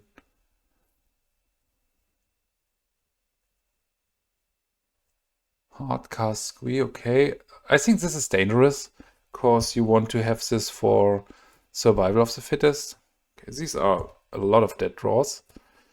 I don't want to attack. So in this case, it's fine-ish, I guess. So I can't attack him. He chips in 2 damage a turn. But he's blocking himself from enable survival of the fittest if he has no other creature. I lost some games with survival Welder as I kept Squee Goblin in play and my opponent literally never traded. So we can just play what we have and hope to draw it out sometime in 8 turns.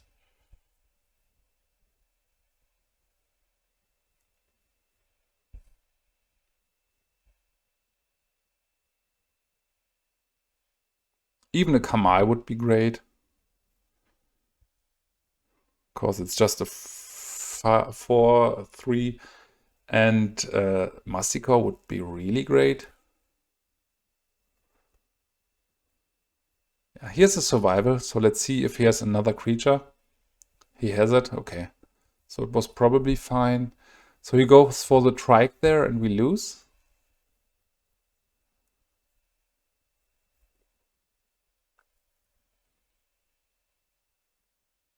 Yes, we can't recover from here. So let's concede.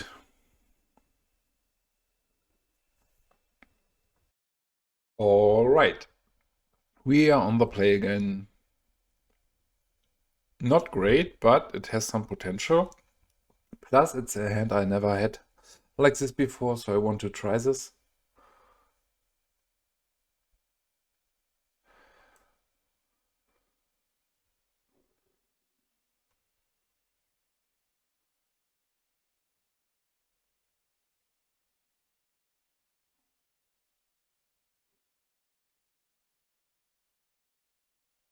Okay, this is... Well, this could be anything. Blue-red Dreadnought, Devourer. So time for Ugly Lock again.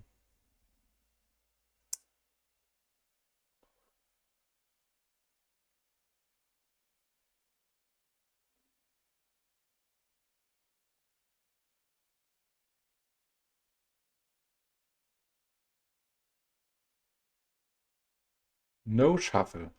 we are in danger.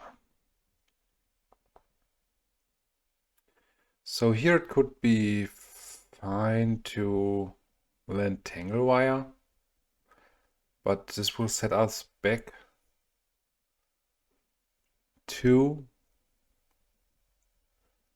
So I'm not sure here. I want to wait a bit longer on Tangle Wire. Wirewood Symbiote would be a good draw. This is a pretty bad draw. So in the process while I learn to play this deck, I will have a lot of loose keeps to, yeah, getting to know the deck from a variety of positions. It's obvious what hands to keep, but I think the huge difference is made. Yeah, here it's fire. We still can land our Tangle Wire, which is not great, especially with this hand here.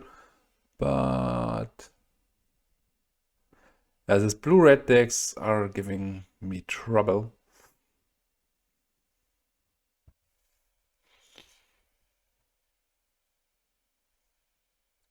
And yeah, our hand is like all the expensive cards. We are just missing Kamahl here.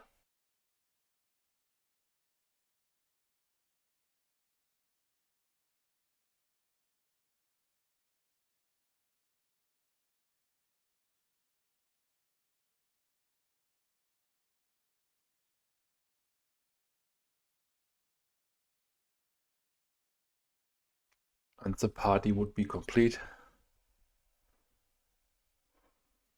So it's a solution. I haven't seen this in a while.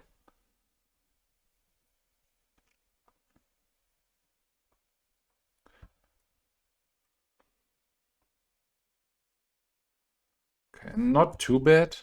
We might resolve this later.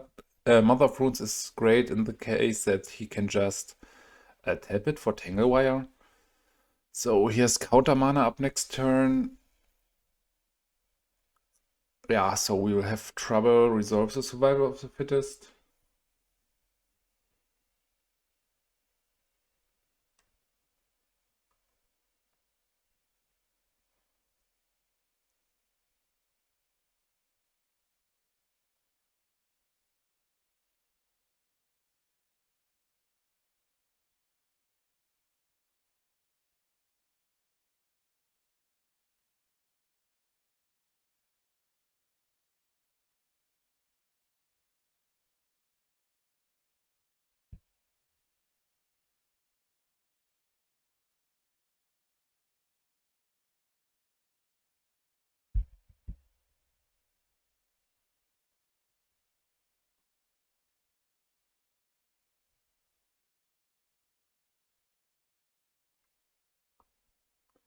Okay, he's having no counter mana up, but solution plays disenchant effects. Okay, now we can make something possible. I hope he is not having immediately the answer.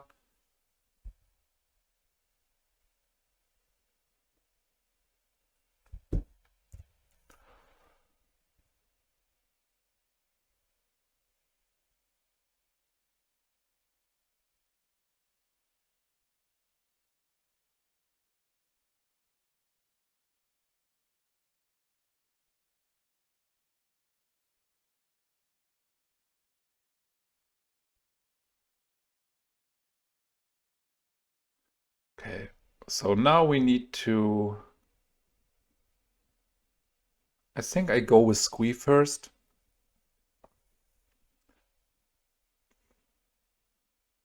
I think he has a disenchant here.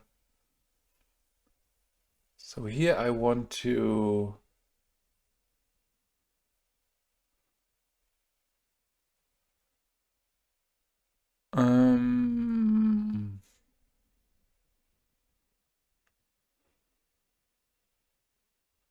get the Acolyte. This might be completely wrong.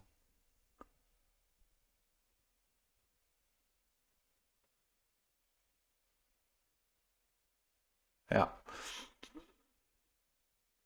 I mean, the Acolyte can help us rebuild. But I think it was wrong to ditch the Squee there. We should have ditched the anger. But I had slight hope that he's not having the disenchant. Okay, yeah. Anger would be sweet in the graveyard. So let's play this. Again, we are really exposed to a fire and ice, but this will never get better in the matchup. So I play it like this. We still have the ability to ditch anger into Masticore if he's not having immediately the Swords to Plowshares for that. So yeah, plus we can cast Deranged Hermit. His hand is still stacked. And a card like Lightning Angel would be a big problem. And to be honest, I'm really happy to see the deck again. I played it some years ago and it was not great. Yeah, next Fire and Ice here. Really stacked hand for the first 14 cards.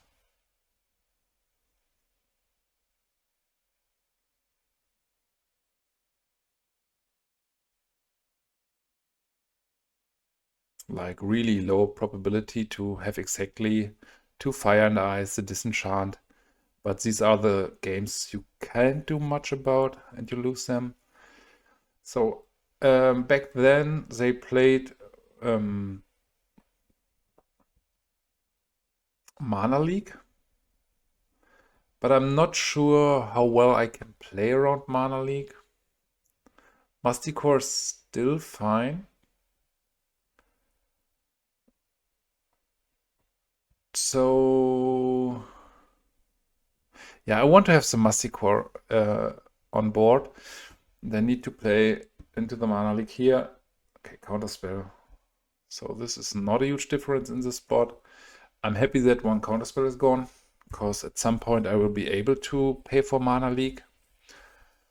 If I have one more land next turn and it's not a Gaea's Cradle, I can land my Masticore through a card like Mana League.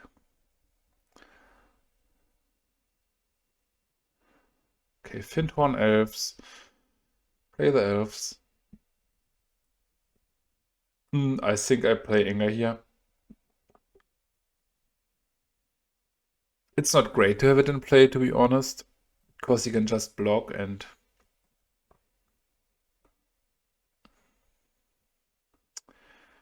no, I don't play this here.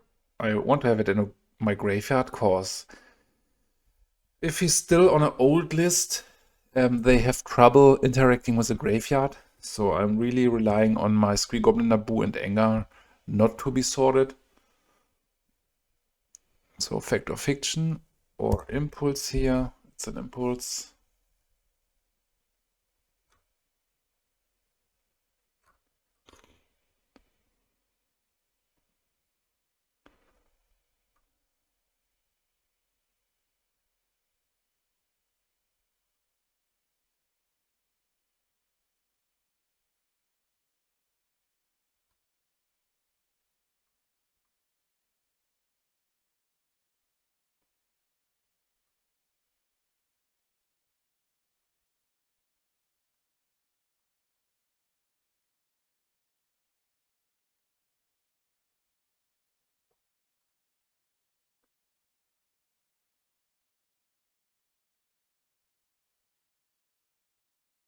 Okay, if he's not going for the Fittest Elves, it's at least sweet that okay, I could block here. I'm not planning on do this. But now it could be tempting for him to kill this Fittest Elf, because he might smell my 7 mana for my Masticore to play around Mana League.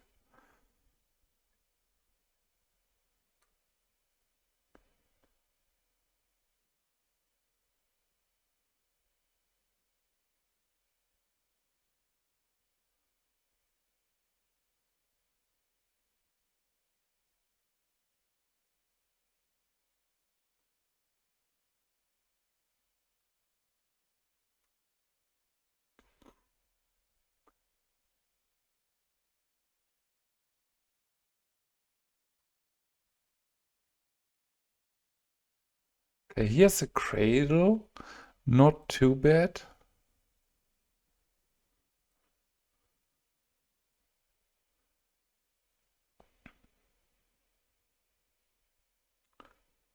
So if this resolve, I have a shot. Okay, another counter spell. Yeah, it's getting unfair here.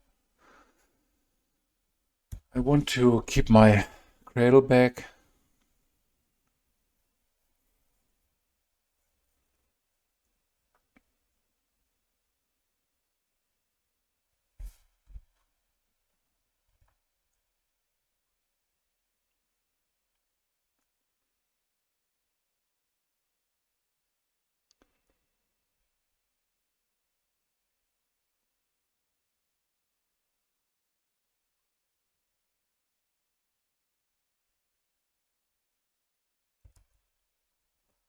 Okay, Wirewood Symbiote is not great here. So I think we can do a bit more of the back and forth here.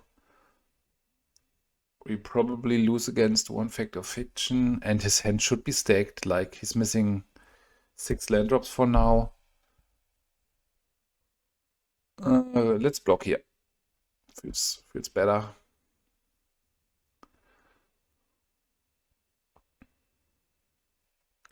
Another Fyndhorn Elf. Again, willing to block with this if he attacks.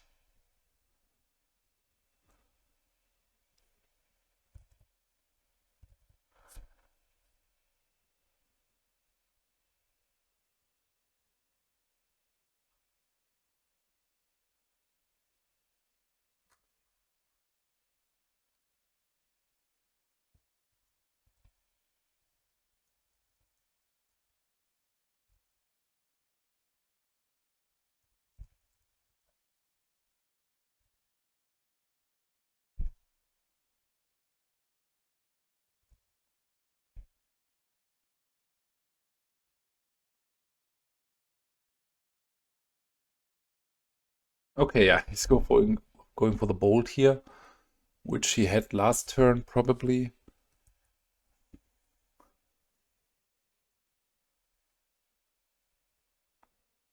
Okay, Biorhythm.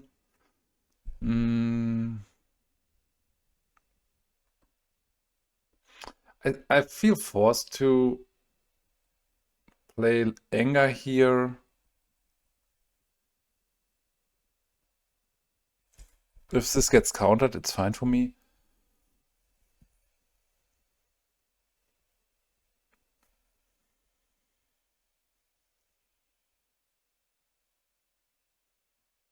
But it's a really bad matchup in general. Fire and Ice is enemy number 1. Plus disenchant effects and bolts and sideboard pyroclasms. It's tough to beat. And he still has 5 cards in hand, so there's no way that we can win this. But I want to see how it evolves. Maybe we get some more information on his side. I will block here. Because he should have removal anyway. Sword to Plowshares for the Anger. Yeah, the matchup is horrible. This is probably one of the tougher ones.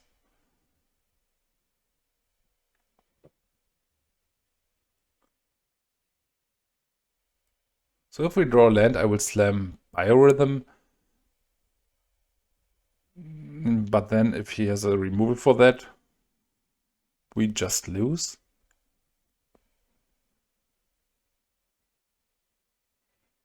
But we lost here anyway, so even with a Meddling Mage.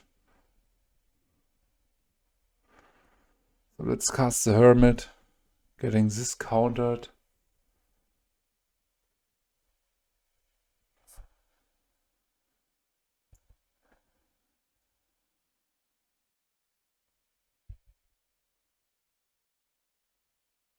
So here he should sort, in my opinion.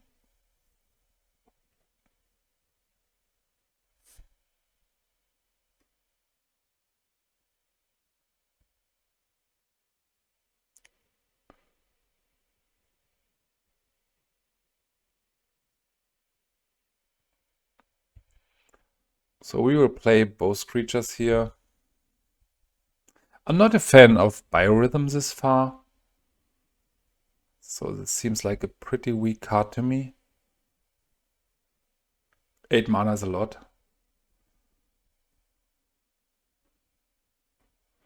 So here we see the next Fire Ice probably.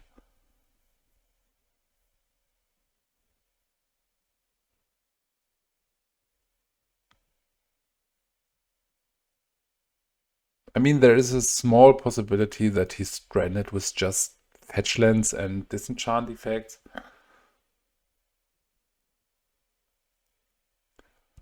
So next turn I'll try to resolve Biorhythm and we might win from there. No block here. But then we die to double bolt. So I think I want to block. And now he's forced to even bolt a creature here. Yeah, perfect. So he has one more bolt in hand, otherwise he wouldn't have done the attack. This can return. Another forest. So if we try Biorhythm, he can just bolt us and we die after this resolved, or he can bolt the anger. So here I want to attack. So if he goes for sword on the Squee Goblin Nabob, okay, fetching there means he has effect of fiction. No. I'm unsure why you would fetch there, to be honest.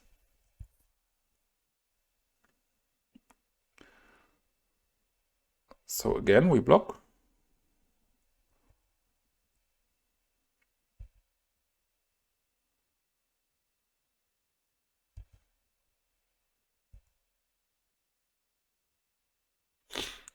It's not bad.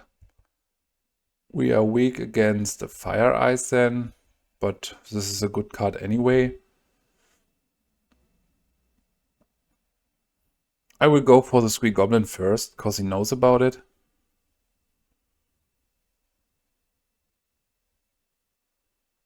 Okay, perfect. If this gets countered, I think he has 3 disenchant effects in hand.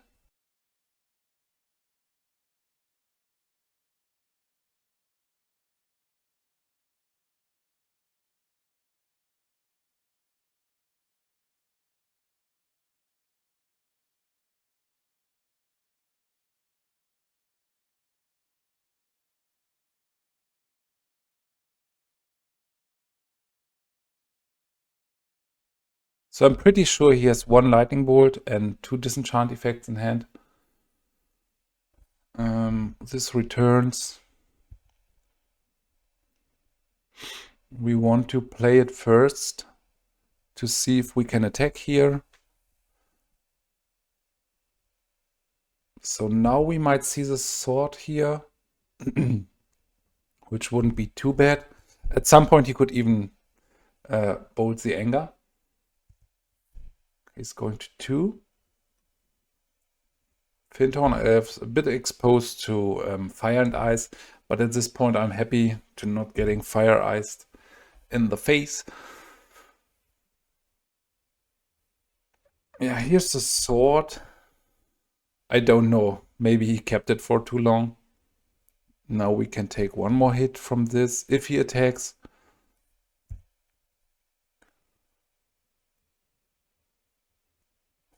I take 1 hit here. Because for him it's a huge difference if he is on 2 or 1. Due to the fact that the mana base is pretty painful in the deck.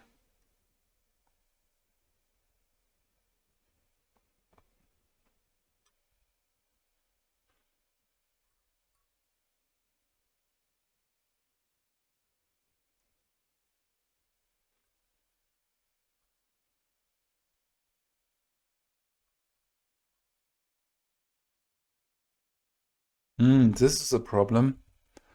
But I think we still can. If he has bolt, we lose. But otherwise, we still lose.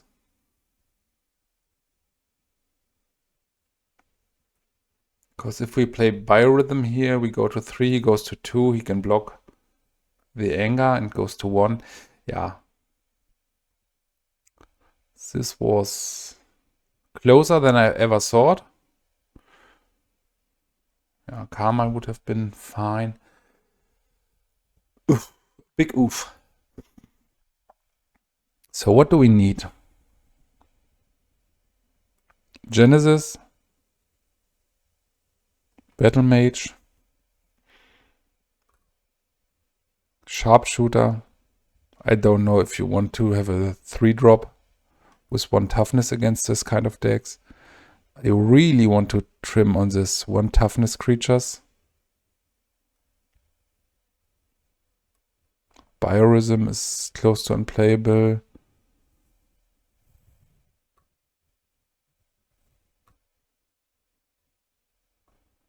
I think I want Spike Feeder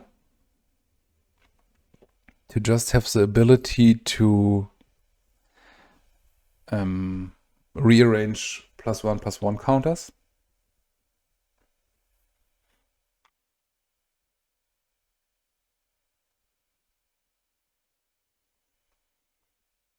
Okay, this hand is fine. It's not great, but it's fine if he has no turn 1 removal. And even then we can kind of rebuild. It's explosive.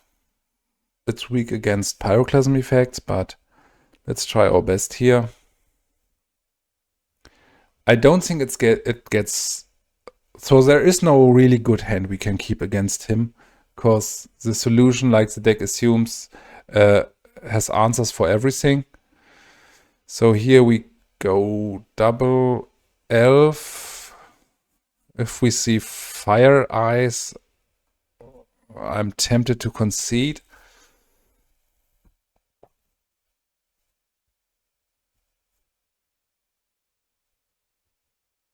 Yeah, having everything. Let's fetch that.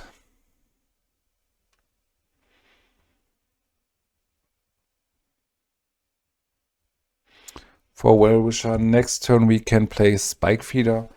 The problem is if we play a Spike Feeder, we don't have a pitch for a potential Survivor of the Fittest draw. But, I mean, he could have done it in a variety of ways. Like, even if he would not have the Fire and Ice, the Pyroclasm would have the same effect. Okay, not too bad. He's completely missing on blue mana for now. So let's see if the Spike Feeder can chip in some damage.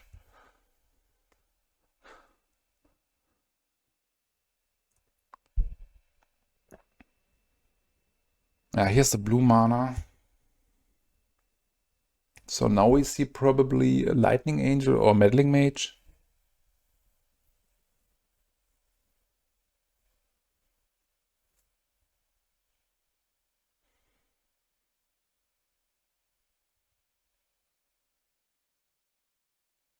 This will name Survivor of the Fittest for sure.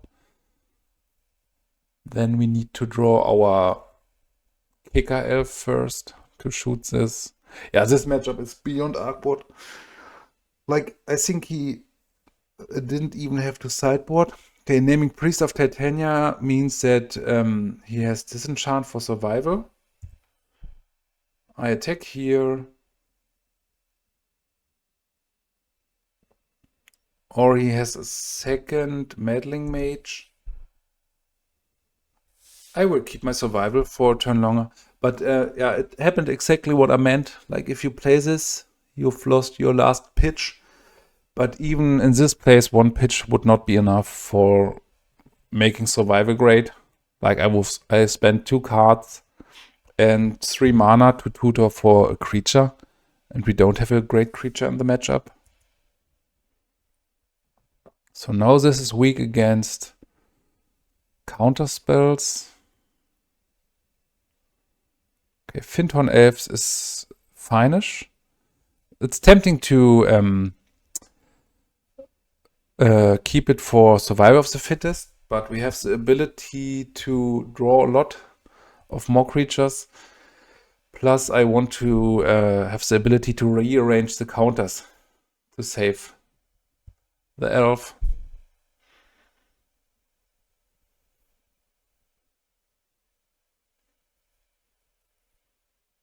So at this point, our win rate or our chance to win is down to like 2%.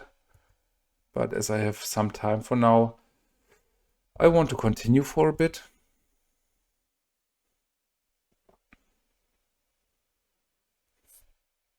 Okay, Hermit. So attack here.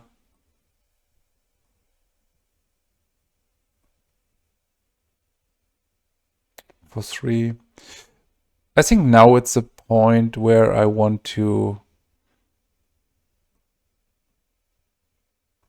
cast survival.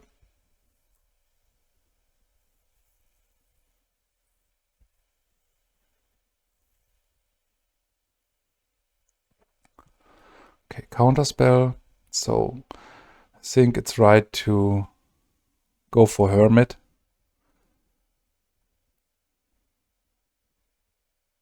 This is not a matchup where you can hope for anything. So you have just to play the cards. You can't time too much, because as the deck assumes he has the solution to everything.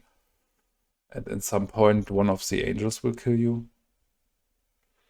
So attacking with this probably means that he's having a board wipe after that. So I'm willing to block here with a lot of creatures.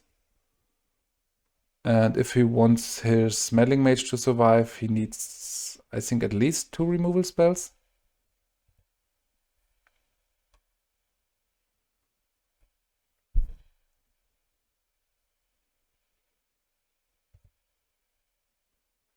Yeah, he has a Wrath of God probably.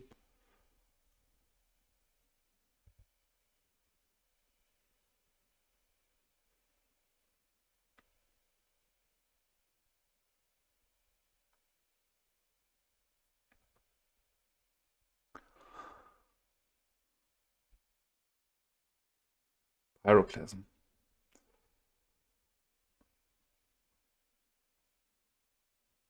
I don't know why I didn't get life points there.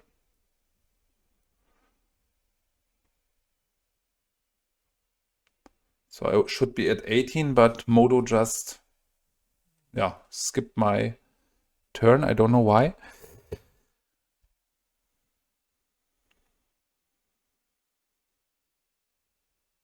Because it didn't even have damage on that.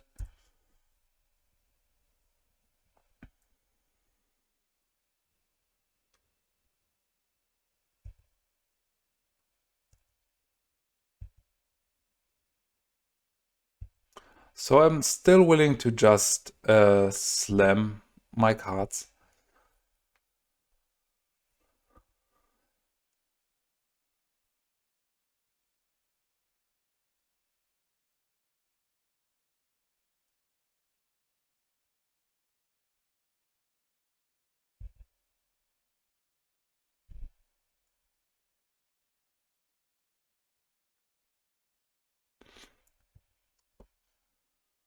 Oh, this is not great in my hand.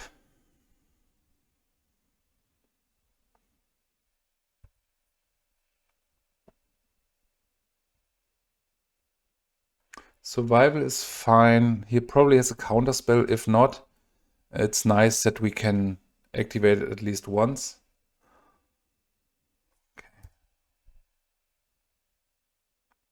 This matchup is frustrating to play.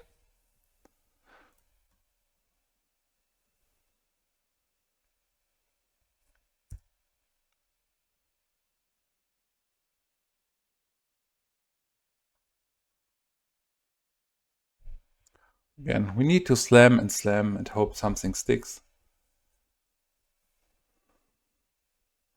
You can't outplay the deck. You just need to hope that, yeah, at some points you have something that sticks or you have the better top decks.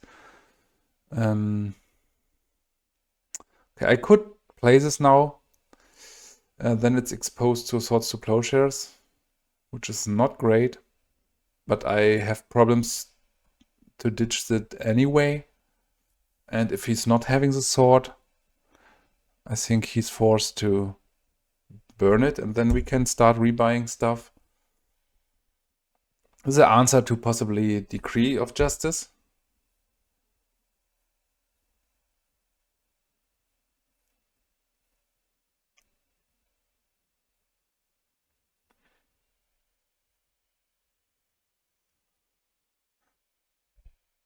Okay, shoot one.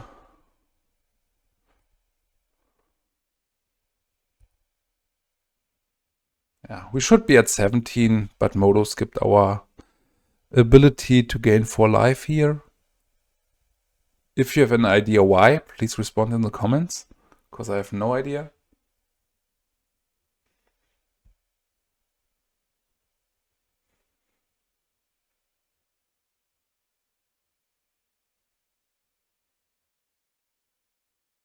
Okay, here's the angel. So we are done.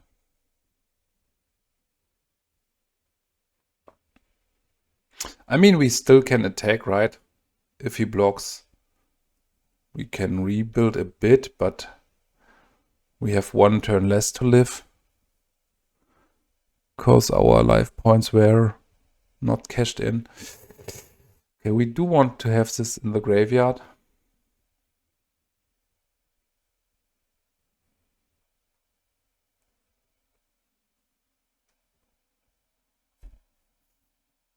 But there's no way that we can win from here.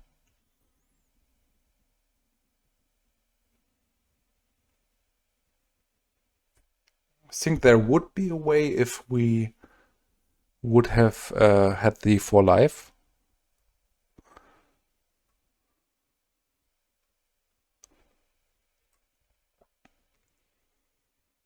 I could try rebuilding and at some point to heal against that with Wellwisher.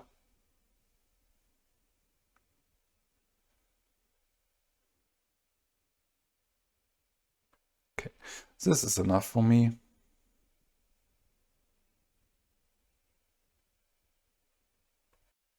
Alright everyone, we are on the draw here, but with a hand which is not keepable against 3 Gaea's Cradle.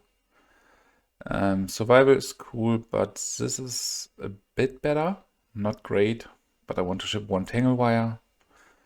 And now we need to find something cool.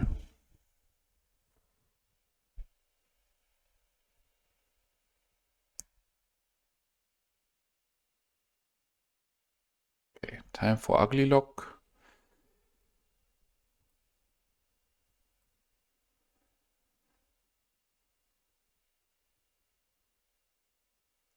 Okay, we see a shuffle. So we will lead with the Llanowar Elves, which might run into days, but we don't have the flexibility to play around days yet. So this could be Mono Blue Dreadnought, Blue Red. Standstill now? Standstill would not be right. Okay, Fire Ice again. Yeah, these piles are tough to beat. They are exactly made to prey on a decks like elves.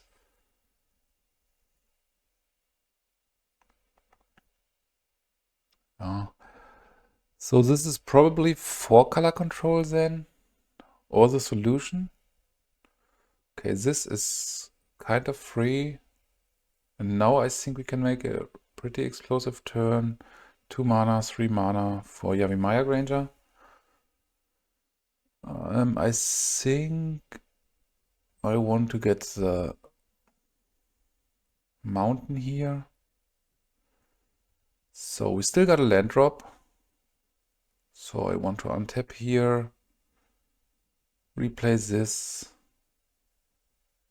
The Nantuko is not great, but Tangle Wire is. So he needs to tap everything. I still think I want to play the Vigilante. So, okay, it's game. Okay, together with a morph creature, I guess it's the solution. And if we wouldn't have the broken turn there, it would have been very problematic. And yeah, we can bring in one Genesis. Biorhythm is really bad. Spike Feeder is not great, but it's not a 2-for-1 in the face of a card like Fire Ice.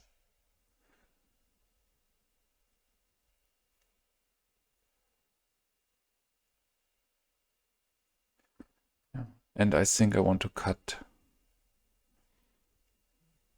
2 of these 1 toughness creatures.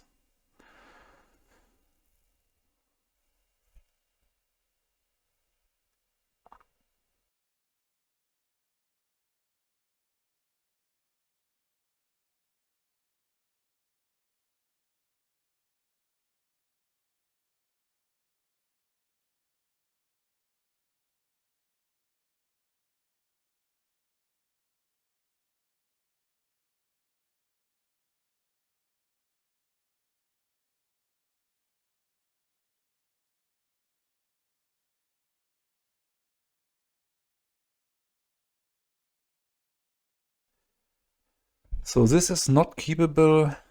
We need at least some mana.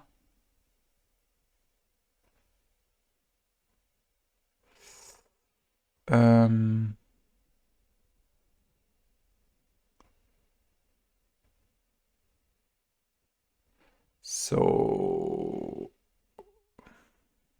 take a mulligan here. Not great, but let's try to keep this. Ship the Priest of Titania. Yeah, we don't want to have a 2-drop into Fire and Ice. Plus after sideboarding, yeah, this is a game. We need to stick a survival, I guess. And even for that, this was a misclick. Even for that, here's a variety of answers. But if we untap with this and we are not drawing another forest, we still can generate 2 mana.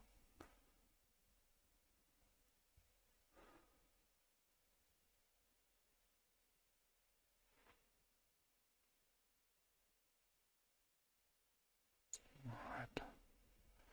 Yeah, this is over.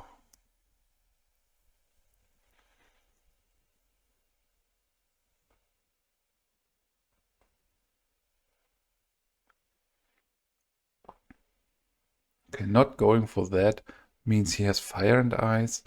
And in this case, I think it's best to play the Acolyte here. And this would be fine if he has Fire and Ice for that. I draw a card here. And I don't plan to... Okay, he's playing Mana Leak? Memory Lapse, yeah, this hurts. Let's concede here. We can never recover from here.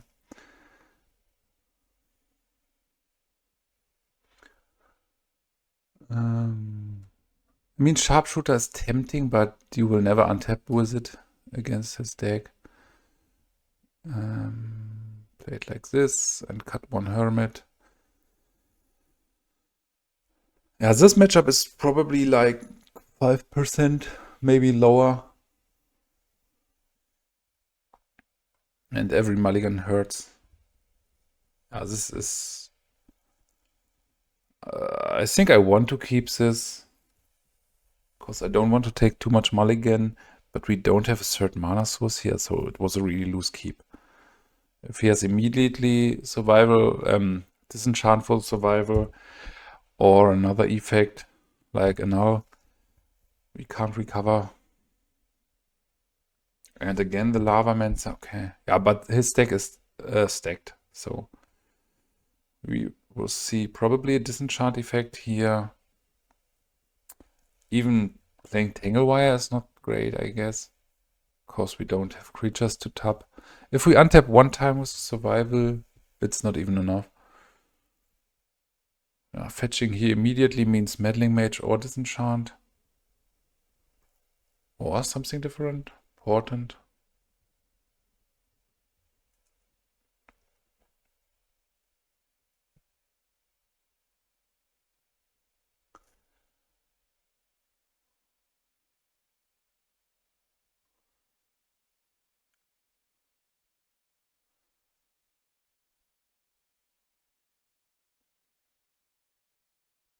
Okay, no shuffle is bad news for us. So as he's not having a third or white mana source yet, it could be tempting to go for Tangle Wire. Spike Feeder is not great. Tangle Wire, and then in the upkeep activates this a bunch of times. Yeah, I want to try this. He might have Annul here, and then the answer for Tangle Wire, but the deck is called the solution, so he has everything. Okay, in this case, it would have been better to go for Yavimaya Granger. Okay, if we draw red mana, I mean, sooner or later we can answer this. The survival is here, so he will probably name Masticore. Something like this.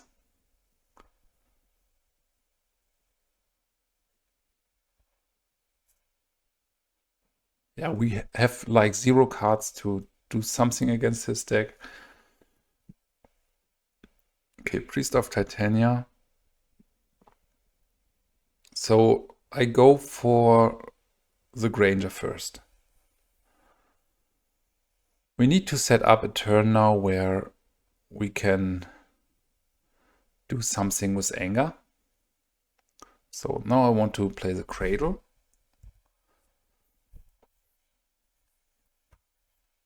If he goes for this, I will exchange the Priest of Titania for Genesis or... Okay, Disenchant here.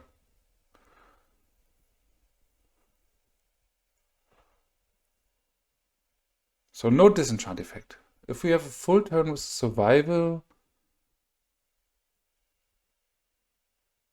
Wirewood Symbiote, okay. So here I go for an activation. And I think first I want to ditch the Spike Feeder for something like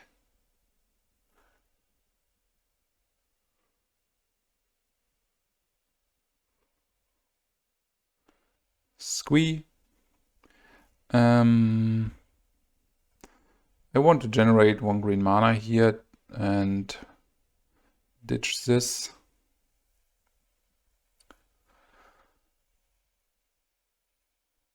For Genesis.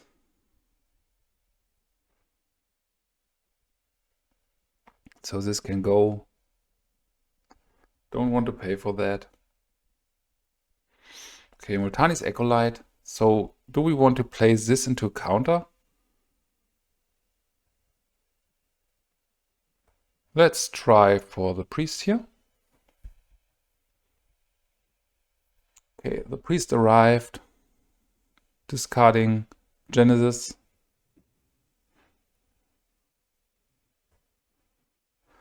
We don't have haste yet.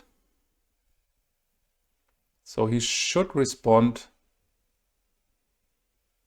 Okay, no response. So we get anger here.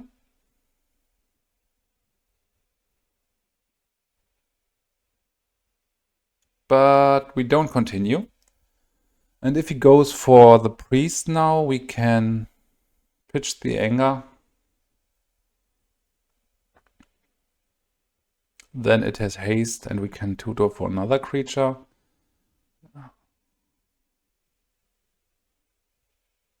Ditch this for something like Masticore could be great, right?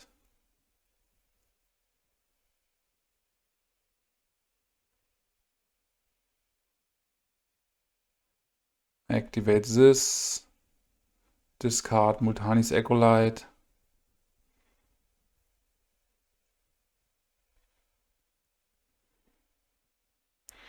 And then we can start slowly to rebuild, right?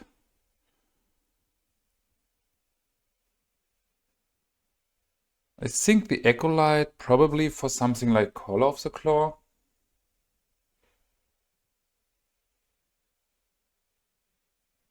Maybe Hermit.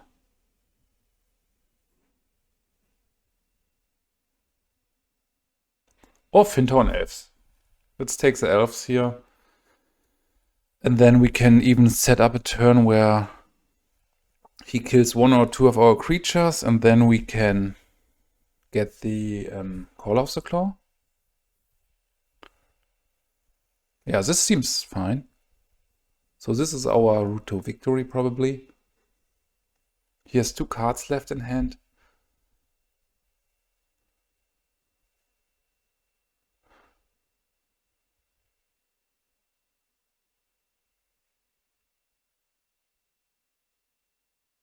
A disenchant would still be strong. But if we untap one more time, which we do here,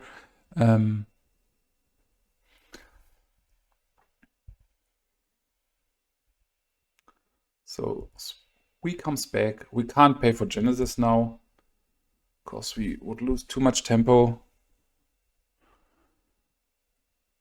Fire Eyes on Gaea's Cradle, probably, which is perfectly fine.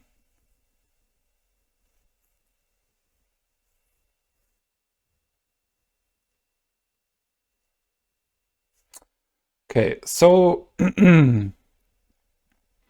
let's go for the Ranger. Let's go for Fyndhorn Elves.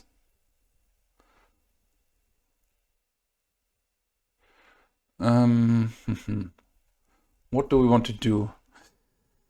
Green mana.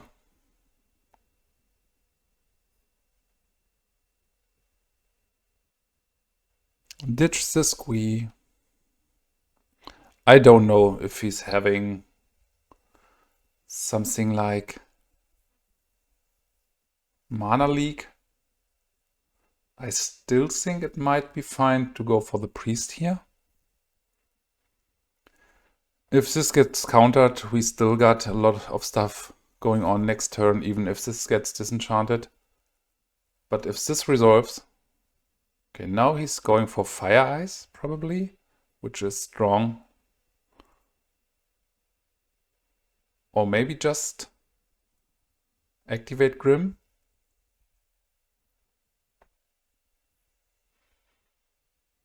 Okay, going for this, meaning I activate this to bounce.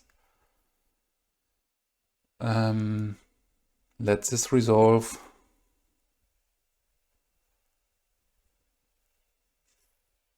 And now mana leak. Lightning Bolt.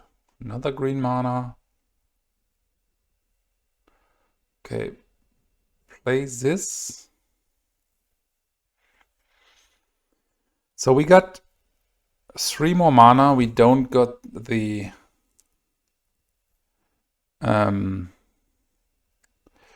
Call of the Claw yet.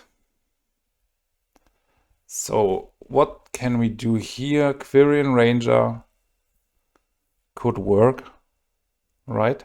We play this. We add some mana. We untap the Priest. We bounce. 4 mana. Discard this. And I think I might want to start the damage race, right? We attack for 7. Man, if we win the 5% matchup, I would be really happy. He might have a Swords to Plowshares there, but if he has, he should have fired it up way earlier. Okay. So the problem is if he has Pyroclasm, okay, he will wipe his own board. Yeah! Alright, everyone, we are on the draw here with this super weak hand.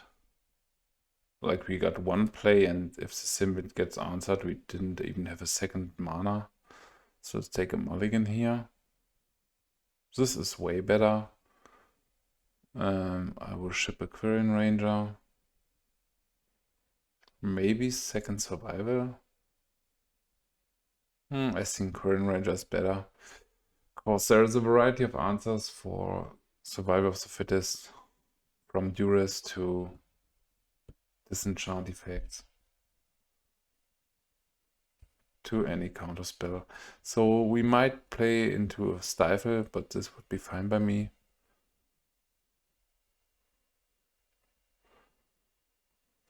Not too scared of stifle. Plus, if we, this could be mono blue dreadnought. Another Cradle is really weak. So let's attack here. I think it might be best to go for... Let's see if the fetch resolves. The fetch might go for mountain.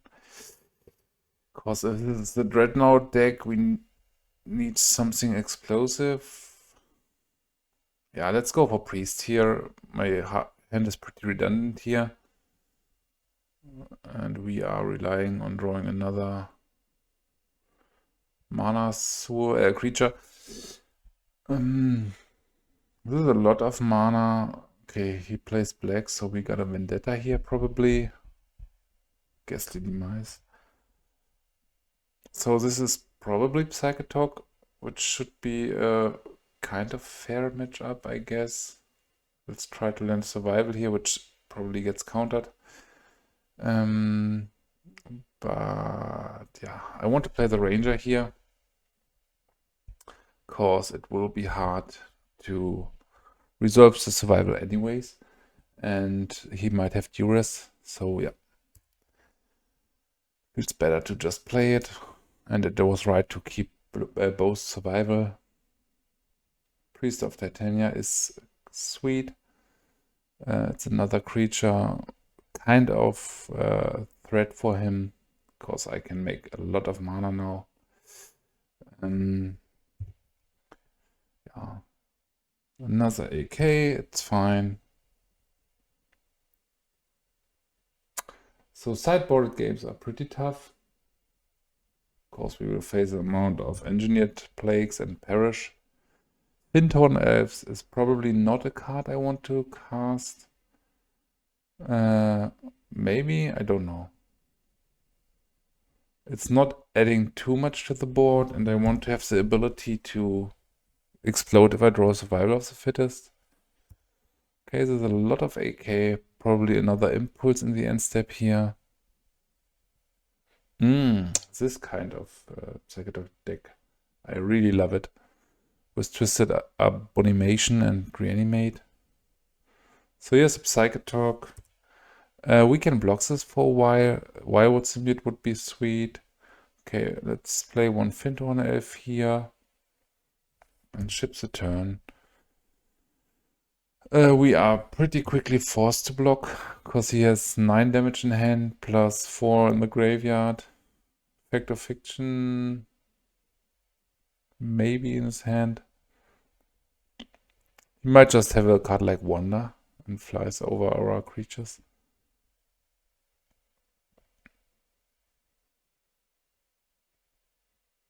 Okay, Eurus is fine for me.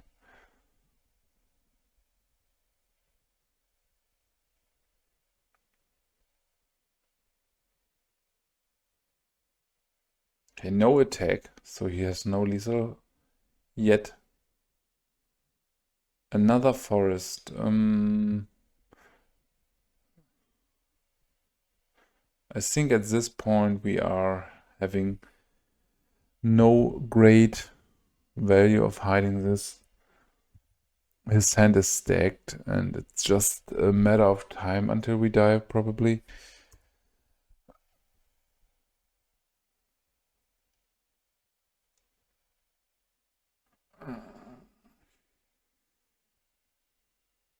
Yeah, we need to pile up a lot of cards if we want to resolve something ever. And you can see he's 10 cards deeper than us. Plus we have two pretty dead cards in hand, so this game is almost over. If he attacks here, I will block with a Quirion Ranger.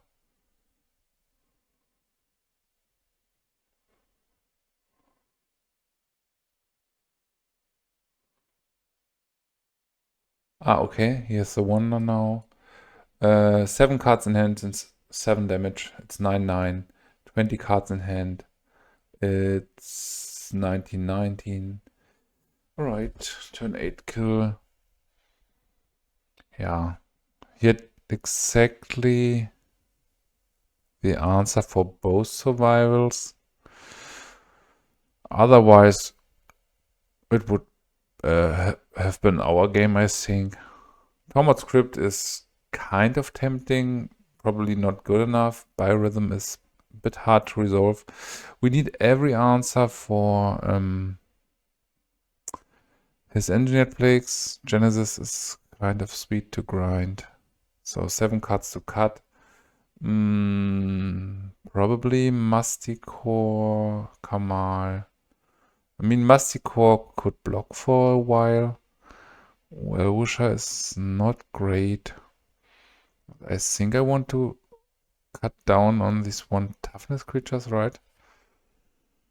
I'm not sure if I can afford Tormod script, but if I sneak in and get Wonder with it, I'm not planning this on accumulate knowledge, but I plan to block with Acolyte and bounce it with a Symbiote, which seems a bit of stretch. Tangle Wire is not great, cause it seems tempting, but I think the games will go on. Yeah, tough matchup after sideboarding. So in general, I think Elves is favored, but you need to steal game 1, I think. Because I really don't want to have 2 sideboard games against the deck.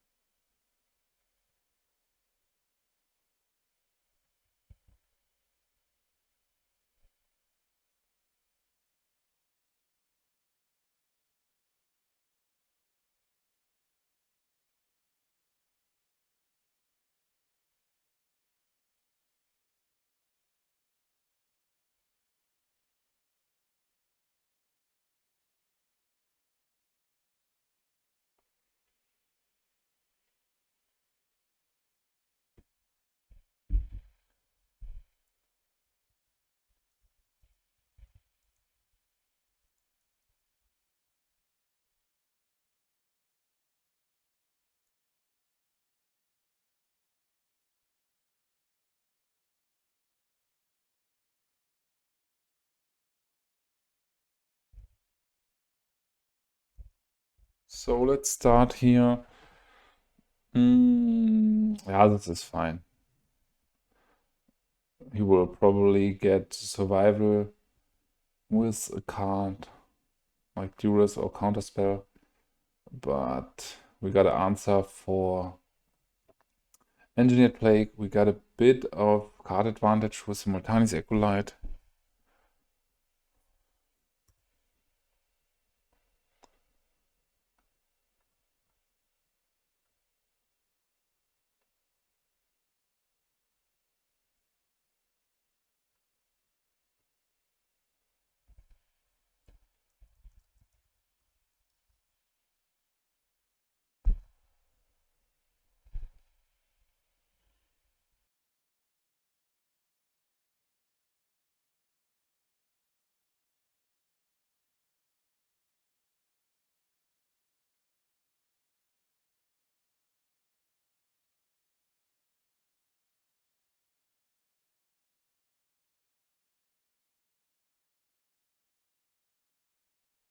Okay, we saw no shuffle, so we are probably in trouble.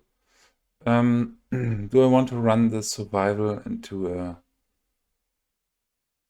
card like Daze? I think I want. Cause days is not super common for the decks anymore. It's more about Duress.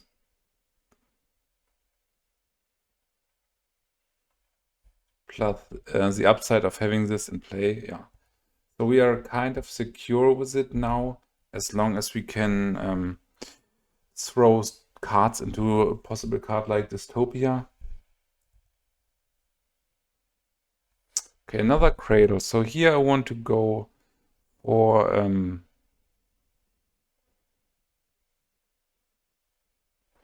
maybe I need to play Acolyte first. He might counter this. Okay, no counter for that. So having 2 more mana available is sweet. I'm not sure if I should play it like...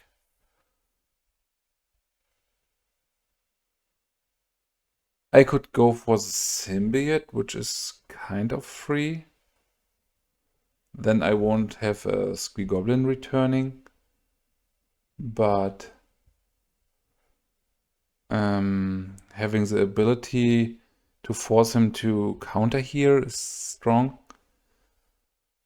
I think he counters here and then plays Engineered Plague, which we can answer with our Naturalize. Yeah, and then we can go the route of pitching the Hermit for Squee Goblin Nabob and or Genesis to generate slowly card advantage. Immediate fetch here for Engineered Plague. But I still think it was right, because it has such a high upside.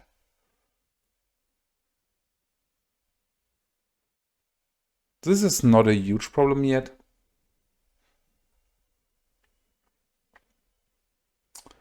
Okay, but I still think I have to answer that immediately.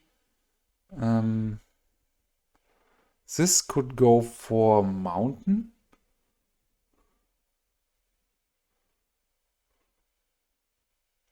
Naturalize here, he might foil this. Okay, no foil available. It's a bit sad I can't go immediately for Squee. Duress? No. Zombie Infestation, this is fine. As long as he's not piling up on Krosa Horrors or Squee, I think we can outvalue this. Maybe I want Anger in my graveyard, right? And then we can answer the Zombie Infestation. Okay, another forest is sweet. So let's activate here, pitch the Anger. A Tormod script would be tough, so I just want to get Squee here. Ditch the Squee. It still would hurt, but yeah, now I think I want to go for the Lyrist. If he counters this is fine for me. If he has immediately the backup. So here I want to give him the ability to discard first.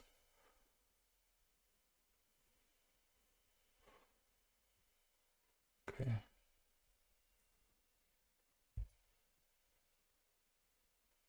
This will be 3 zombies. Okay.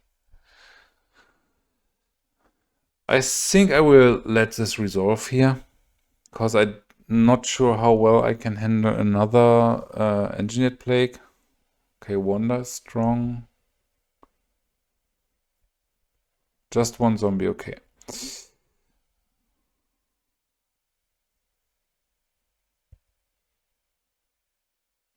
So if he's not trying to answer the Lyrist, I will leave it around for a second, because even if I want to sack it, it's more or less mana neutral with Gaea's Cradle, and I want to have an answer for another Engineered Plague, because this is a way we can lose the game.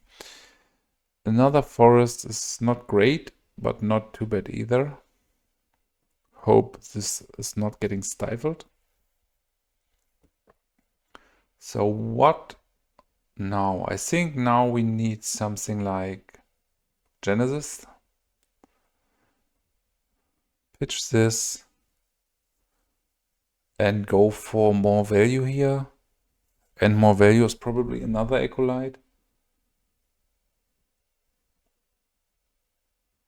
Yeah, this seems fine. This probably gets countered. I mean, the zombies could end this pretty quickly, and I've boarded out the Wellwisher, I guess. Okay, Caller's not too bad. Because it's another pitch for survival. So the Acolyte can attack now, which is pretty fine.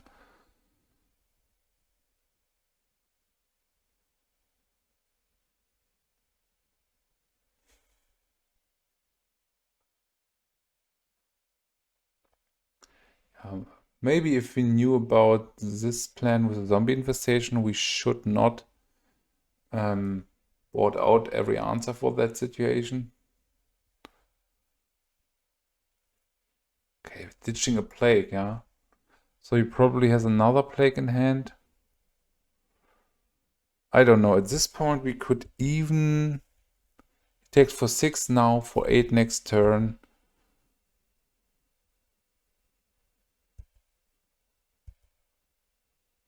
So we are planning on something really explosive. He probably has...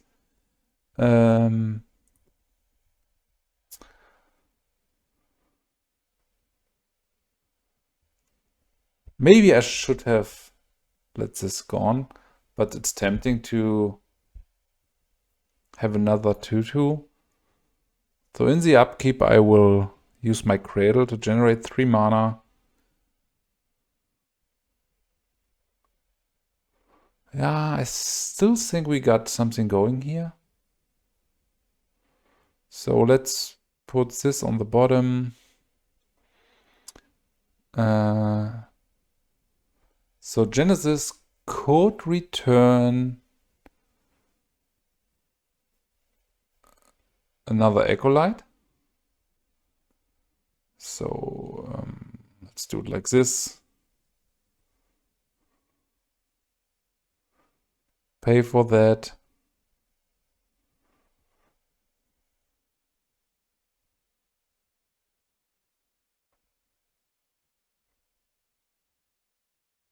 Like this. We got at least one more turn.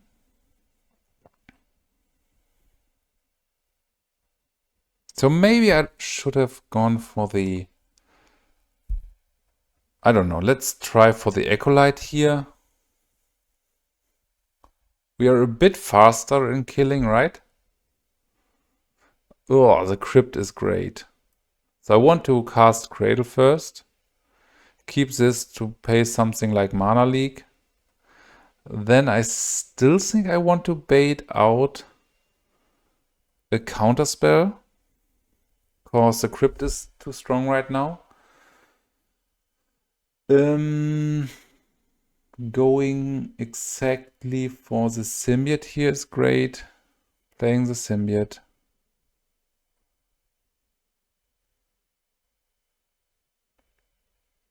We are missing on green mana because we need to tap everything here. Yes, everything worked out perfectly for us. So let's cast the Crypt here. Cast a redundant copy of Survival. I think now I want to go for the kill here. Because we have the ability to rebuild.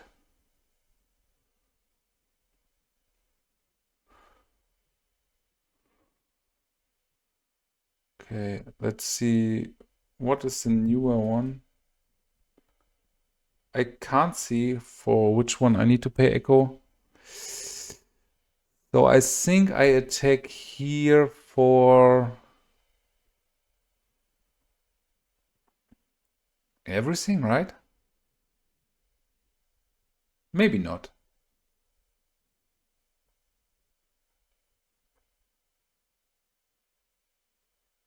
Maybe just for 2.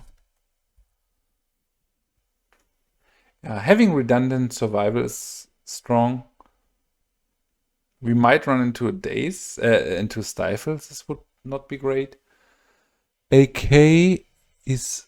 He's having another one in graveyard, so this is my time now to crack it.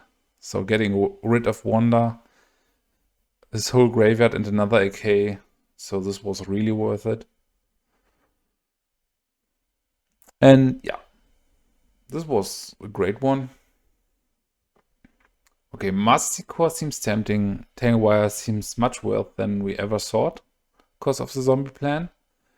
Wellwisher is more or less necessary. Yes, Blessing could be another answer for... No, I don't think I can bring Blessing. Crypt was great.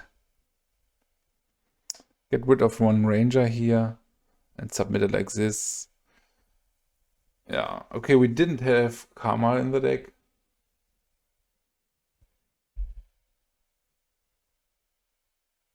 Oh, that's not keepable. Not great. But I think it's worth it to keep. Symbiote is fine, because it's not an elf. This is strong, so we need to answer this sooner or later.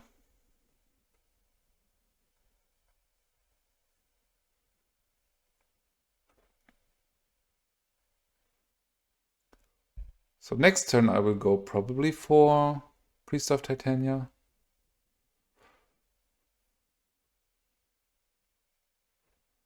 Okay, let's go for this.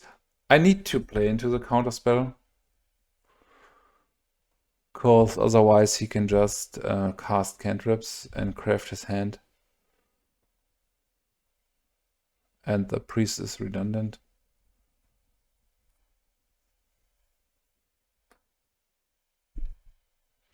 So he's probably having the Engineered Plague again, which will be strong. So we can't land Masticore next turn. If he plays Plague, we still got the ability to bounce the elf. So time for Ugly Lock again. Yeah, Wirewood Symbiote really shines.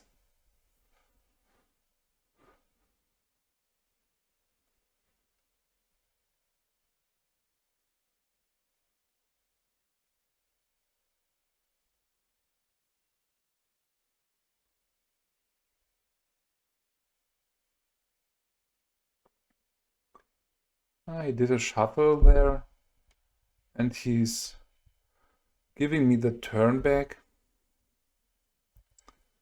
Alright, so do I played the Wooded Foothills first, then the Tormod script. I could... So Masticore would probably get a counter, right?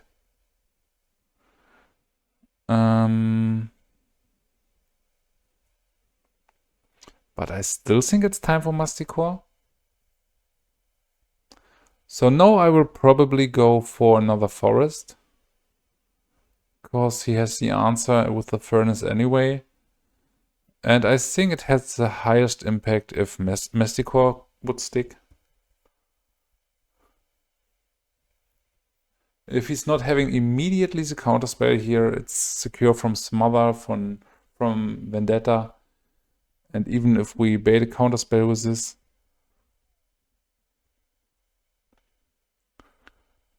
our hand is secure from getting Durest. So I think it was right to go for the Masticore there. We need to fight at least one Engineered Plague, and fighting the Furnace is hard enough.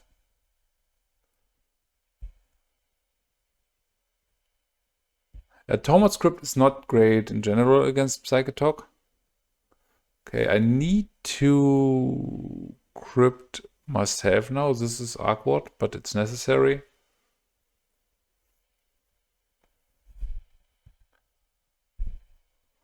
Yeah, cool interaction here.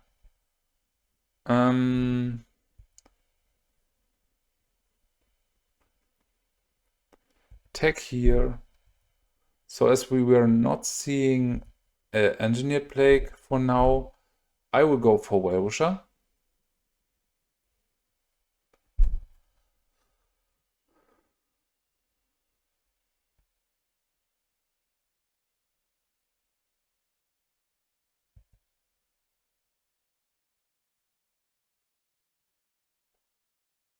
Okay, we can't do anything here. And even if we would still have the crypt, I would not go for that.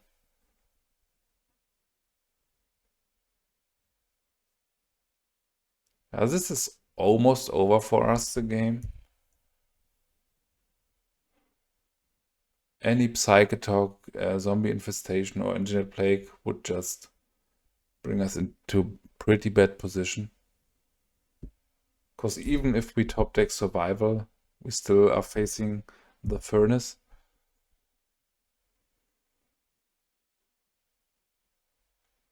Okay, again, no card like...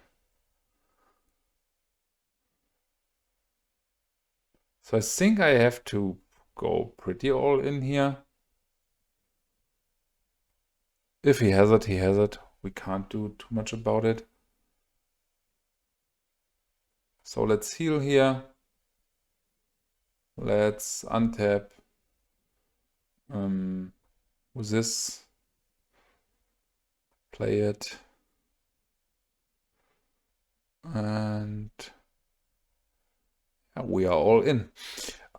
Even if he's not having the plague right now, we are not in a great position. Next turn we can start attacking with all our elves, and yeah, depends what elf he's blocking, we can bounce it. But he should have an Engineered Plague pretty soon.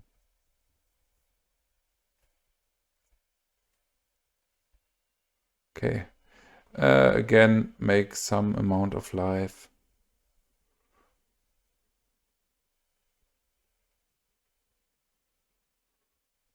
Okay. I can save this by that. But it's the right thing to do, to go for the symbiote here. But I still think I want to attack. Acolyte is sweet. This could really... So I want to bait the counterspell here. Go for the Acolyte. Another symbiote would be strong.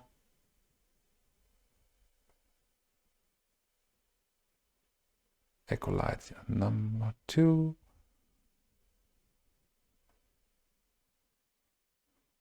Okay, Squee is not doing us any favor here. I think attacking is the only thing we can do here. Because the creatures are pretty redundant anyway. So he will block the Priest of Titania here, goes to 8. He's a bit strangled on black mana. Again, we are really weak against Engineered Plague, but there are games where he's not having it.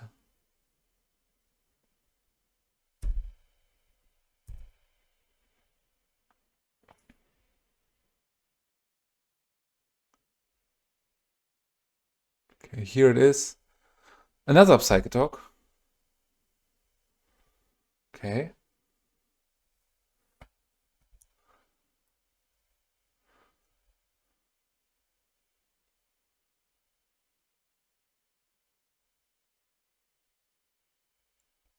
The Lyrist. So I think I will play the Lyrist here, see if he counters. Okay, no counter. If I attack here, we will get 1 damage in or 2 damage in, which is probably still worth it. Do I want to attack with Wellwisher? I think I do. Yeah, every point of life counts now. We are the aggressor. I think he will do a double block on the Multani's Acolytes. Going to 5. We are not facing lethal anytime soon. He needs to discard or exile to keep them around, so this is good for us. Okay, what is he having in hand?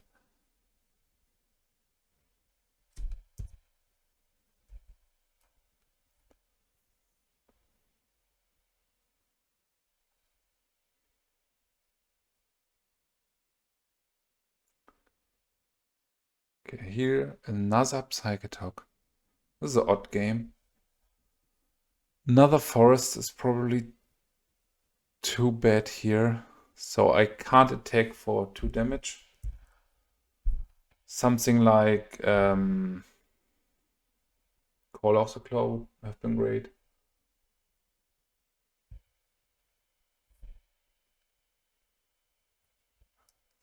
Yeah, we need Call of the Claw probably. Cradle is fine, and I think I want to hide it for a second.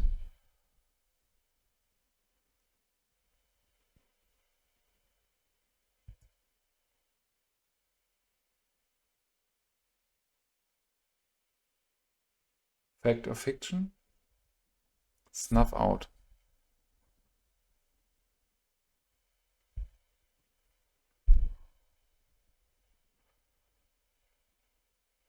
Well, the problem is that due to the errata, he can just name Druid.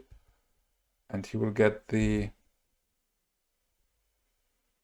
I think I have to keep this Acolyte around for a second to not just exchange 1/1 each turn. Okay, this is probably game. So you can have...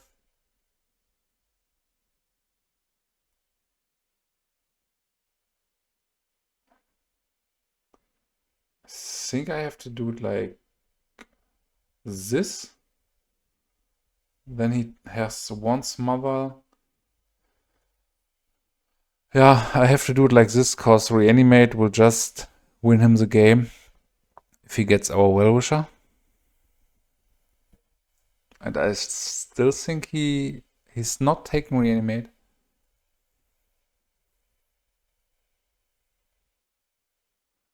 Okay, at this point, you can think about just playing this on your opponent.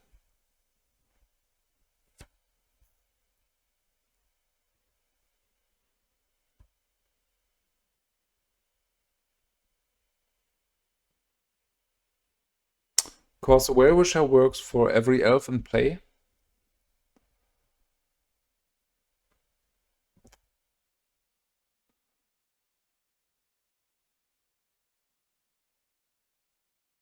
Okay, no shuffle from Portent, so we are in trouble.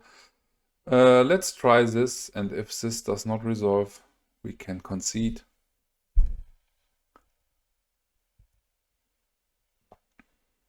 Okay, Quirion Ranger is not great. I don't know.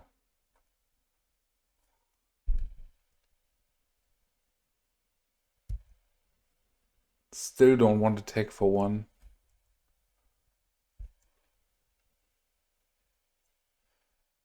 Next turn it could be tempting again, but now we will probably see 1 or 2 Engineered Plagues in 1 turn. He needs to name Druid first. Okay, not naming Druid is funny. Because Druid would have killed like everything, but okay, still on his own deck.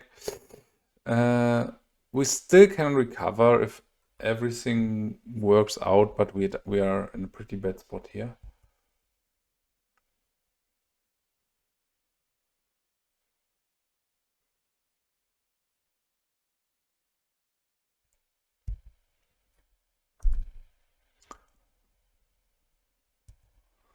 He can draw here. But his hand should be stacked, right?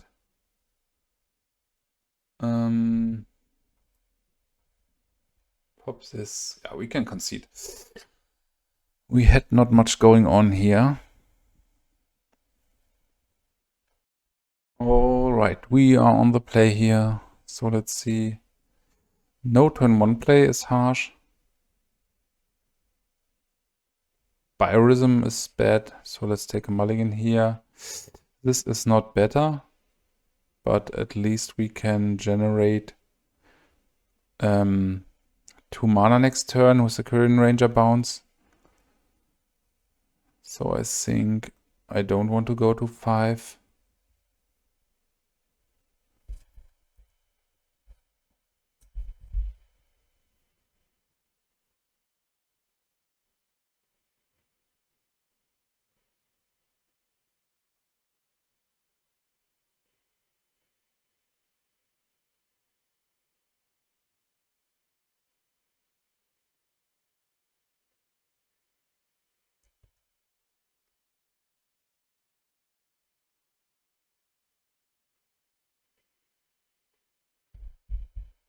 Turn 1 O's, maybe.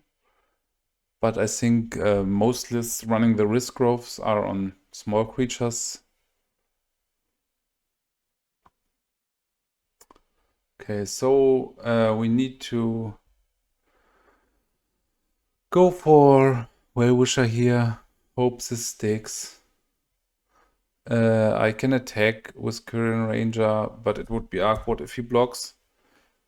Because if he sees that I have Wellwisher, it's not tempting for him to go for damage. But we will see a sword here.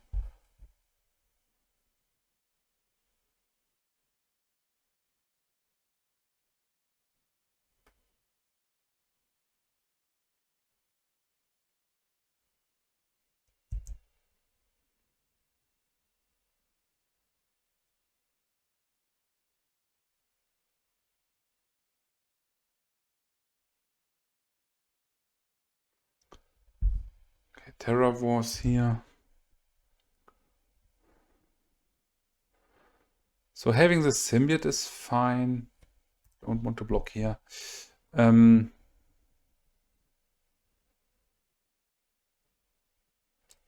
Acolyte is better. But I want to have the ability to bounce, to be honest. But Acolyte is tempting. Okay, of course I can't pay for the Acolyte. I will get this down now. So for the Echo. Double Tangle Wire could help us later. Bounce this. So do it like this.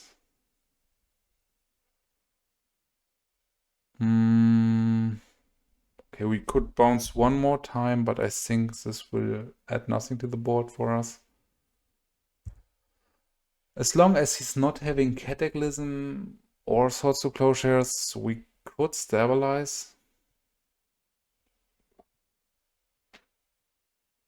Armageddon would be fine for me.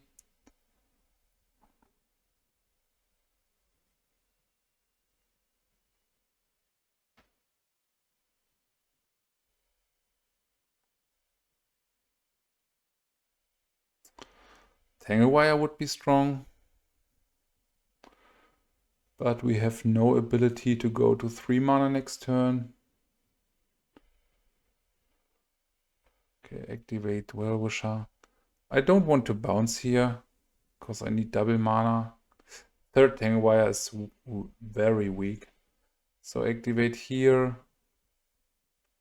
Untap while bouncing this. Yeah, Gaea's Cradle would have done it.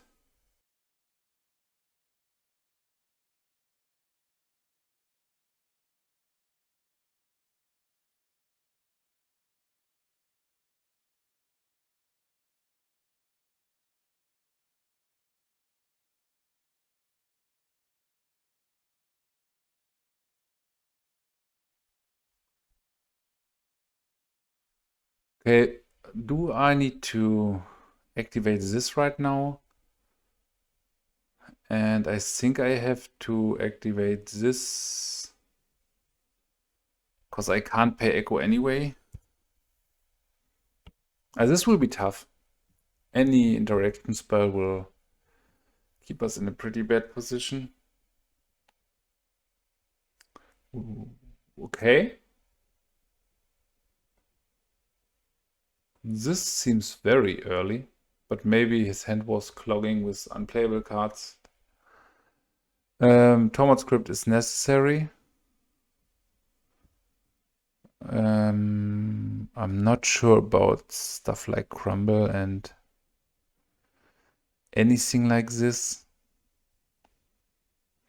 Tangle Wire can be pretty awkward, to be honest, against his small creatures. Okay, Thornscape Battle Mage.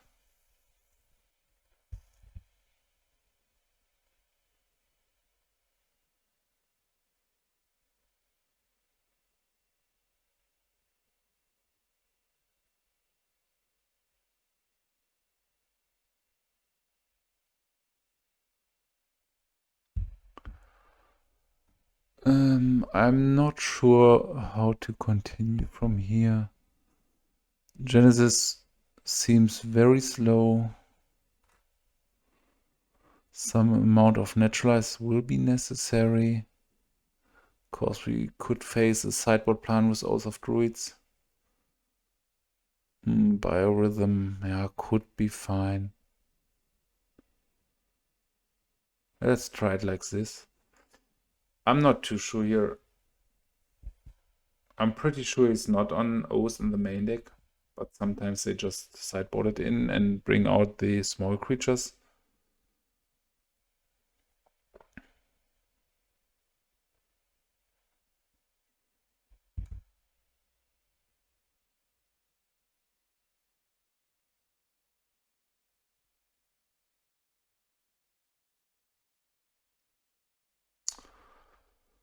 Okay, so many unkeepable hands with this deck.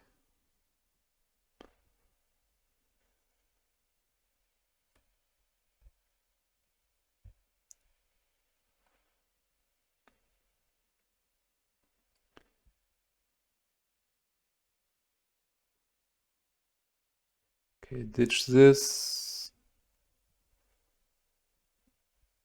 Ditch this.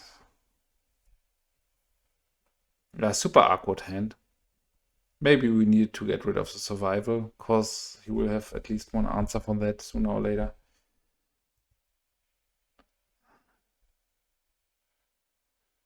Okay, this is... I will go for Fyndhorn Elves here, because then he needs to answer them, or... Yeah, and with the Ranger we have the ability to bounce back our lands.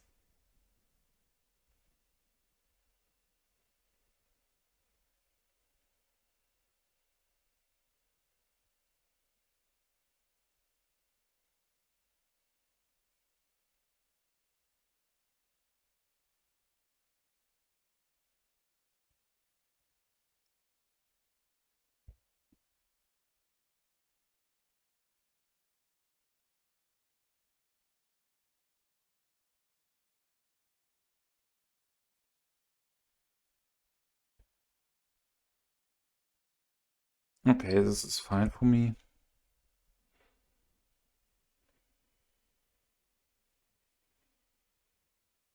I think I could go for the Mox Diamond, but I just want to...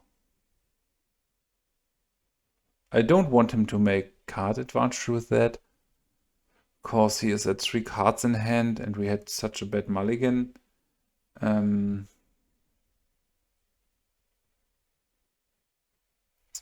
So replay this.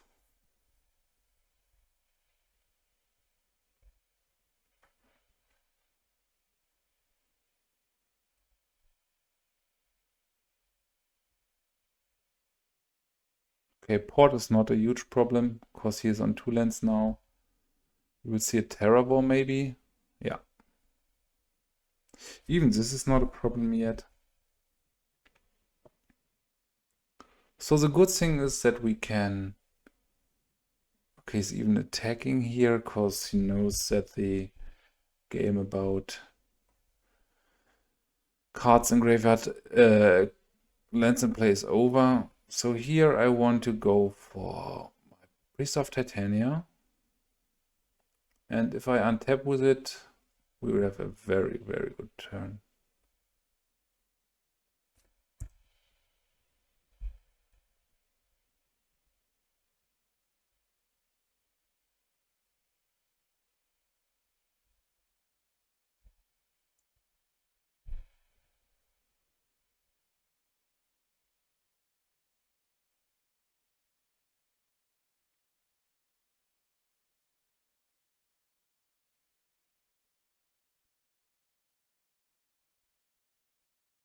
Cataclysm? I mean, Cataclysm would be strong, but it would not be the end of the world.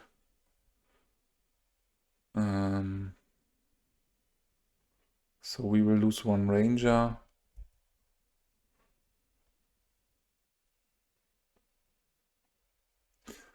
So this will be 5/5. So we can handle this for a while. We can go for Mox Diamond. Yeah, this is... It seems tempting, but it's a 1, 2, 3, 4 for 1. So I want to keep this. I want to keep that. And I'm done. And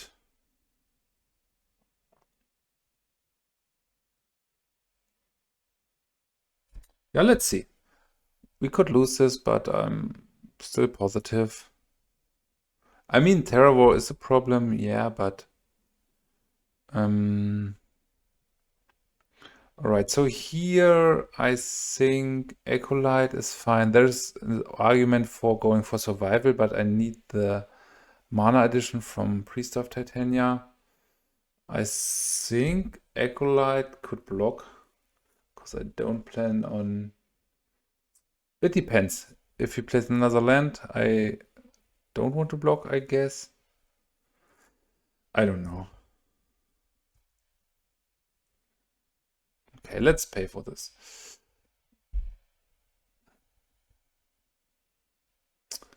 Then we have the forest.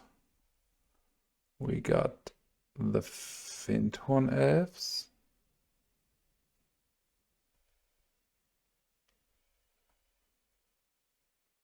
Is it good to ditch Multani's to play survival, or do we want to have Multani's Acolyte? Okay, here I think I want to have Llanowar Elves in my hand as a pitch. But I'm tempted to do a triple block if he does nothing and just tries to attack. Yeah, absolutely. This is 3 for 1, but it's necessary. He can't do some cycle stuff because we went for the Mox some turns earlier. Okay. Yeah, GG. Great, everyone. Another game, another unkeepable hand. Let's take a mulligan here. Okay, really got some motor decks today.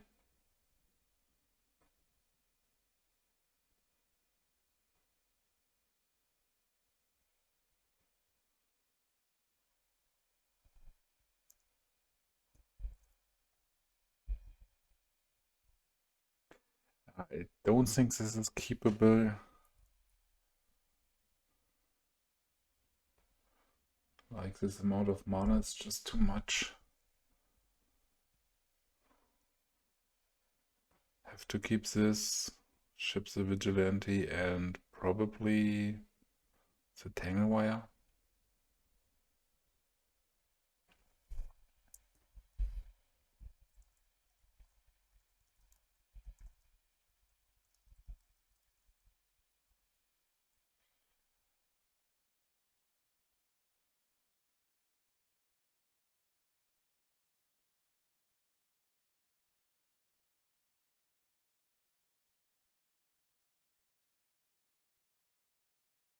Again, Terrageddon, something like this. Yeah, I will start with the Wirewood Symbiote. Second Cradle is a dead draw here. I will start with Llanowar Elves.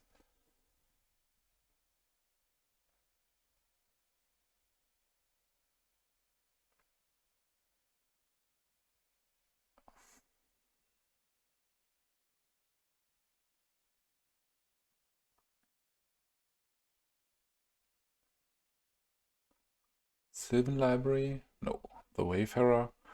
So this means that he probably has no access to a sword yet. There's a Symbiote. Play Cradle. Play Survival.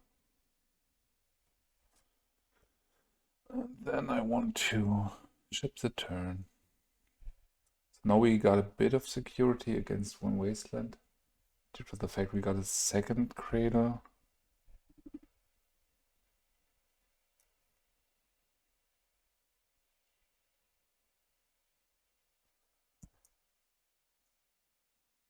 But maybe he has some sort of Cataclysm effect here.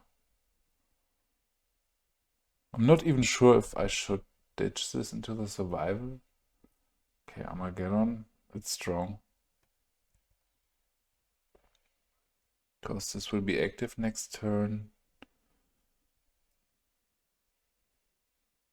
I mean, if he attacks here, I might just block, right? Attack with both.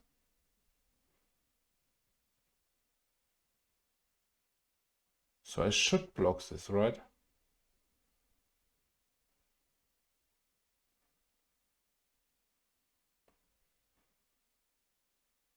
This is a problem.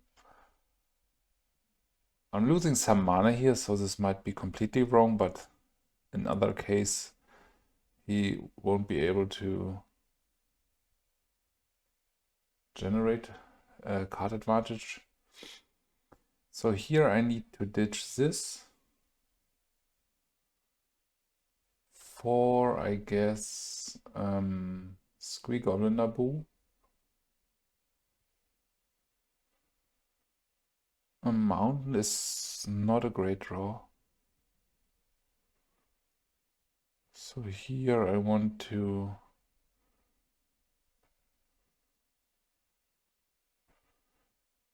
Modo is heavily lagging.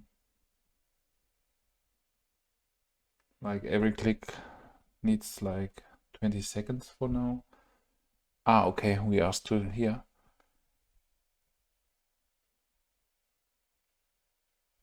So you see this in real time. Okay, what can we do? We can play one. Can't untap here.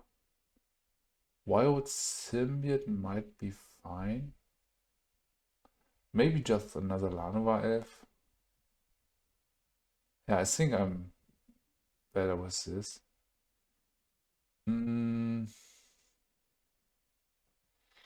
Let's get a Fittest Elf here. A bit awkward that I need to play Gaea's Cradle, but he has one card in hand, so the attack last turn was, I was surprised. So he needs exactly the answer for Cradle yet, otherwise we can do a pretty explosive turn. Sword on this, it's fine. Wasteland here is strong. We still can rebuild. So hit a very good sequence there, but I'm willing to do everything.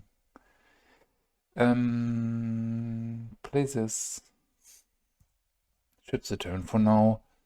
So starting next turn or the turn after, we can have hasty creatures.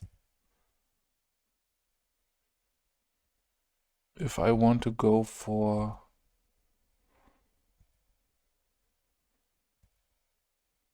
anger, another sword, no, secluded step. Yeah, another sword would have been a disaster. So we can still fix this. with maybe... Yeah, let's get Anger here first. I hope to draw green mana source.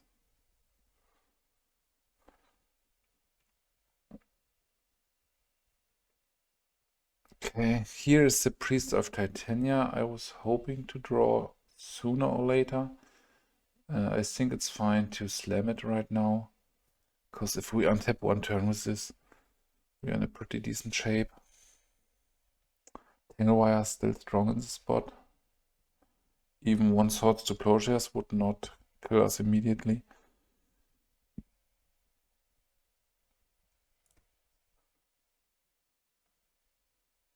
Okay, this is not great because we are missing green mana. We are missing. So let's play this. Add 3 mana to ditch the Anger. I think we can. Yeah, okay. This was probably too much for him. I still think Crumble could be fine. Thomas Script is nice. I think I need the Battle Mage. Not sure about cards like... I'm not a fan of Tangle Wire, to be honest. It would have been good in this exact spot, but there are plenty of really awkward spots.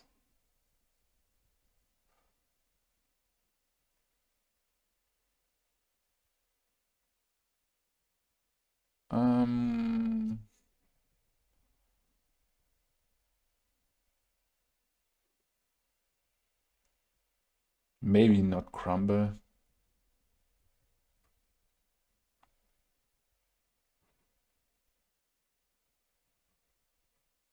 Let's try it like this.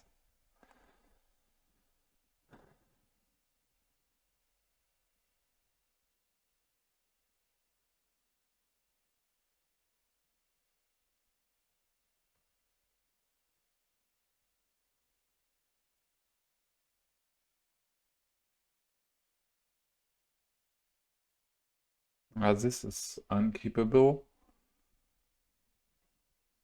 I mean, we could hope on a 1-drop, but this is way better. I think I will ship one Symbiote here.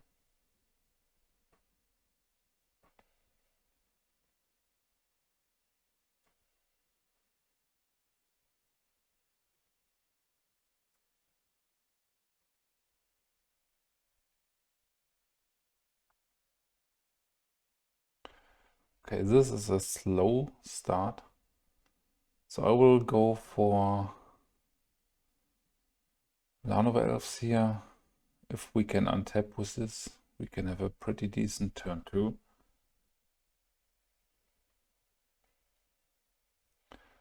And regarding on his hand, we can have Deranged Hermit with Wirewood Symbiote. Sylvan Library, I'm not too scared by that.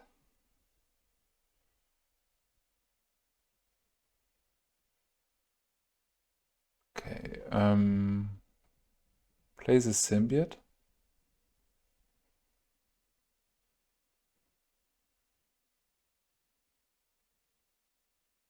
We can't land the Hermit yet, so I want to go for Fyndhorn Elves here. And attack. So if we get one more turn, we can just use Cradle once, due to the fact he has Wasteland. Maybe he's on the Oath of Druids plan now.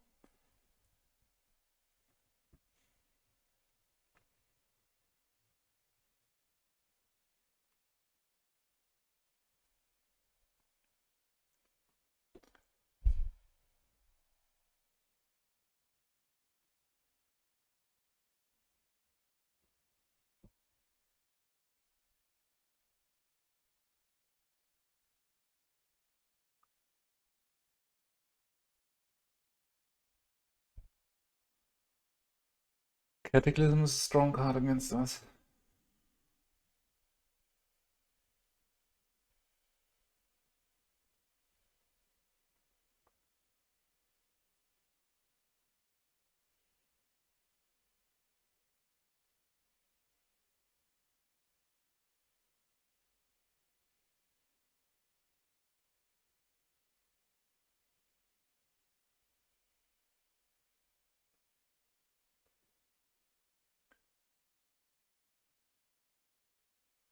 I think we will see a Cataclysm here.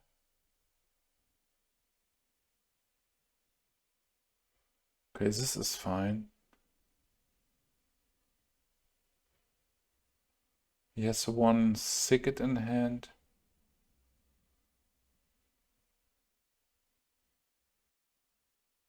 Okay, Wellwisher.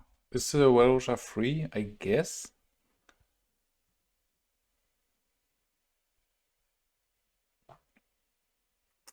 So one activation with the Cradle to land the Hermit.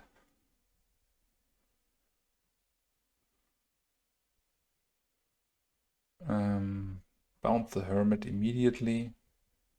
Ah, this was... I misclicked here. Bring this down. Yeah, you have to be careful. You first make the target you want to untap.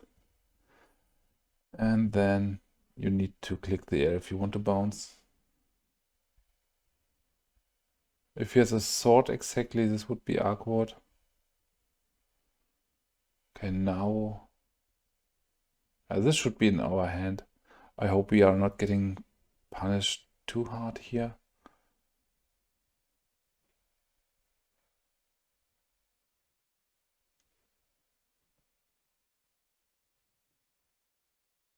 Yeah, keep in mind, these are test games to learn the deck.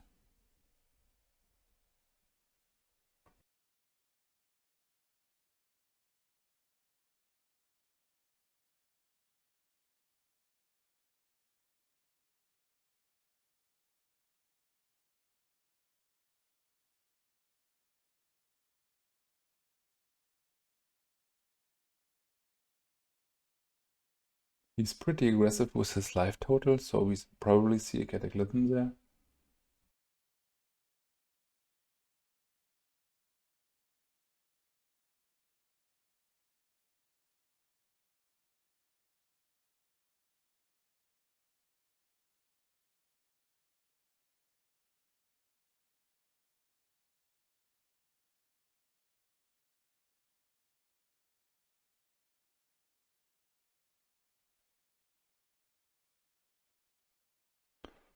Okay. So now I don't think he can have Cataclysm. Maybe Engineered Plague.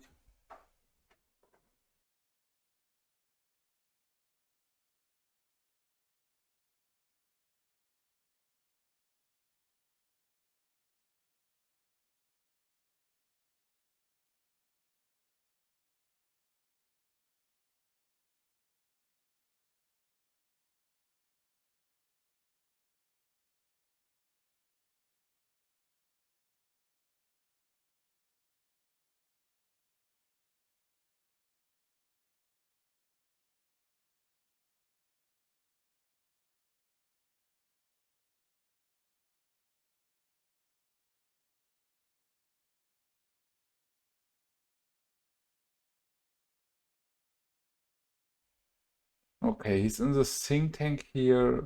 So here it's just tempting to block with everything in case he's not having lethal.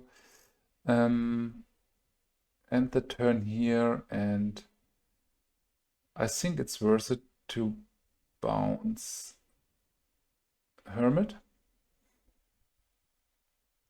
Because he will have some sorts of plowshares action.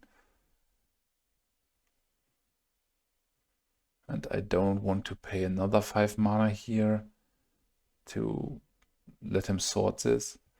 Okay. So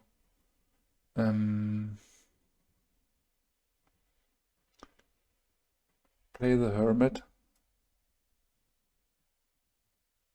I think I just want to attack with the squirrel tokens.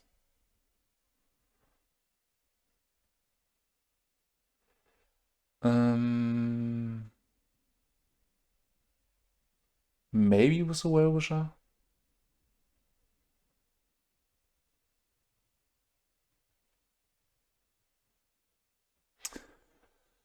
Okay, let's attack just with the squirrels. This could cost us a game, but I'm too tired to do big math here.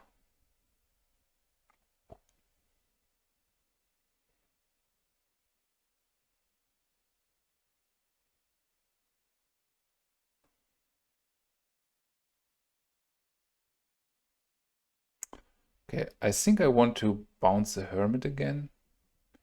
So make life here. This was maybe a bit early, I guess. But do I want to just play another elf? Untap this, bounce this. If he sorts this is fine for me, because I don't want to untap here. We are pretty weak against Cataclysm anyway.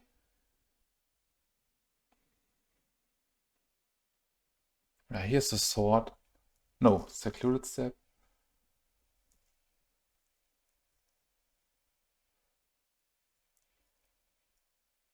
Yeah, sword on this. Then a Cataclysm and we are cooked.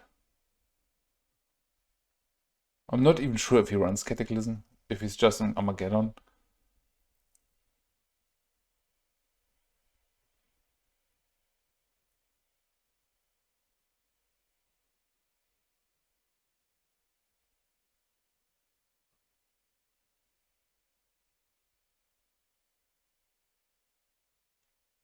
So the good thing is he can't get extra cards, so this is kind of Mary's Guile. Okay, dropping this Armageddon would not be enough. He needs exactly Cataclysm.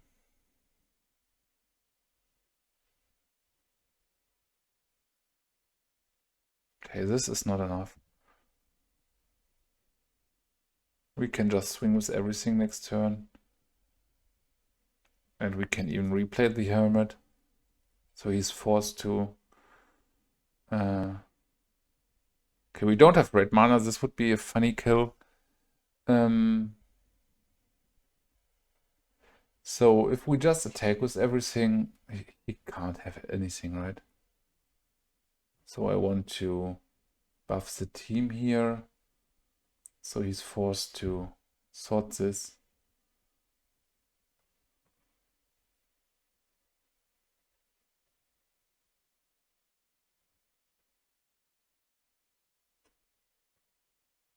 I think there can't be anything what saves him, because Simoon is red-green and it's an instant, but for 2 mana, these are brave. He could play Sword on his own Terravor after blocking. I think then he would have 1 more turn left. No. GG's.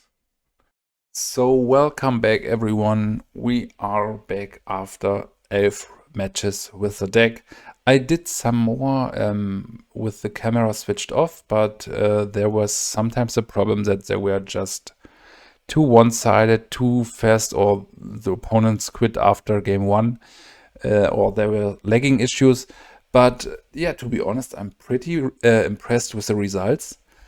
If you calculate in that were my first games with the decks, and it delivered pretty strong. What was way problematic was the fact that I had to take so many mulligans, but even through the mulligans, the deck had a pretty great showing. I'm really sure I did a lot of mistakes there. I kept hands which were, yeah, not great, but I want to get to know the deck from a variety of angles, and I think this was the case.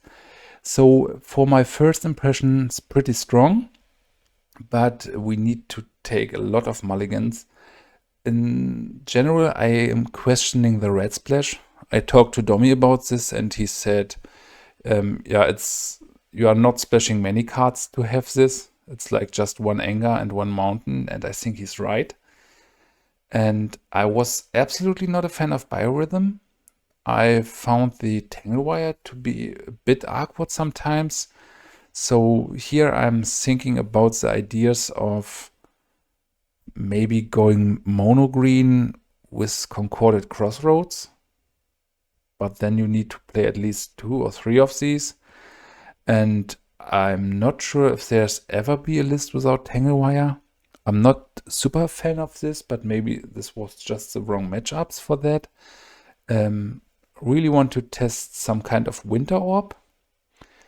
And yeah, besides that, I was not a fan of the Battle Mage here, and I found the sideboard a bit awkward to play.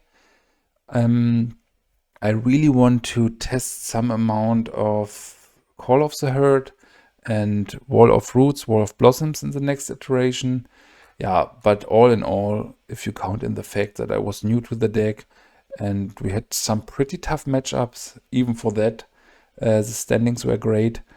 And I think in the future I will test some of the Beast Attack list, which took down the last online tournament. With not Beast Attack, it's Hunting Pack. The Storm Spell. Yeah, I was not really a fan of the Spike Feeder. The matchup where I brought it in, it didn't work. And yeah, the biggest issue is that in real life I'm missing like 2,000 euros worth of card in 3 cards. So if I should slam this in a real life, this should be a proxy-friendly tournament, or I should land it.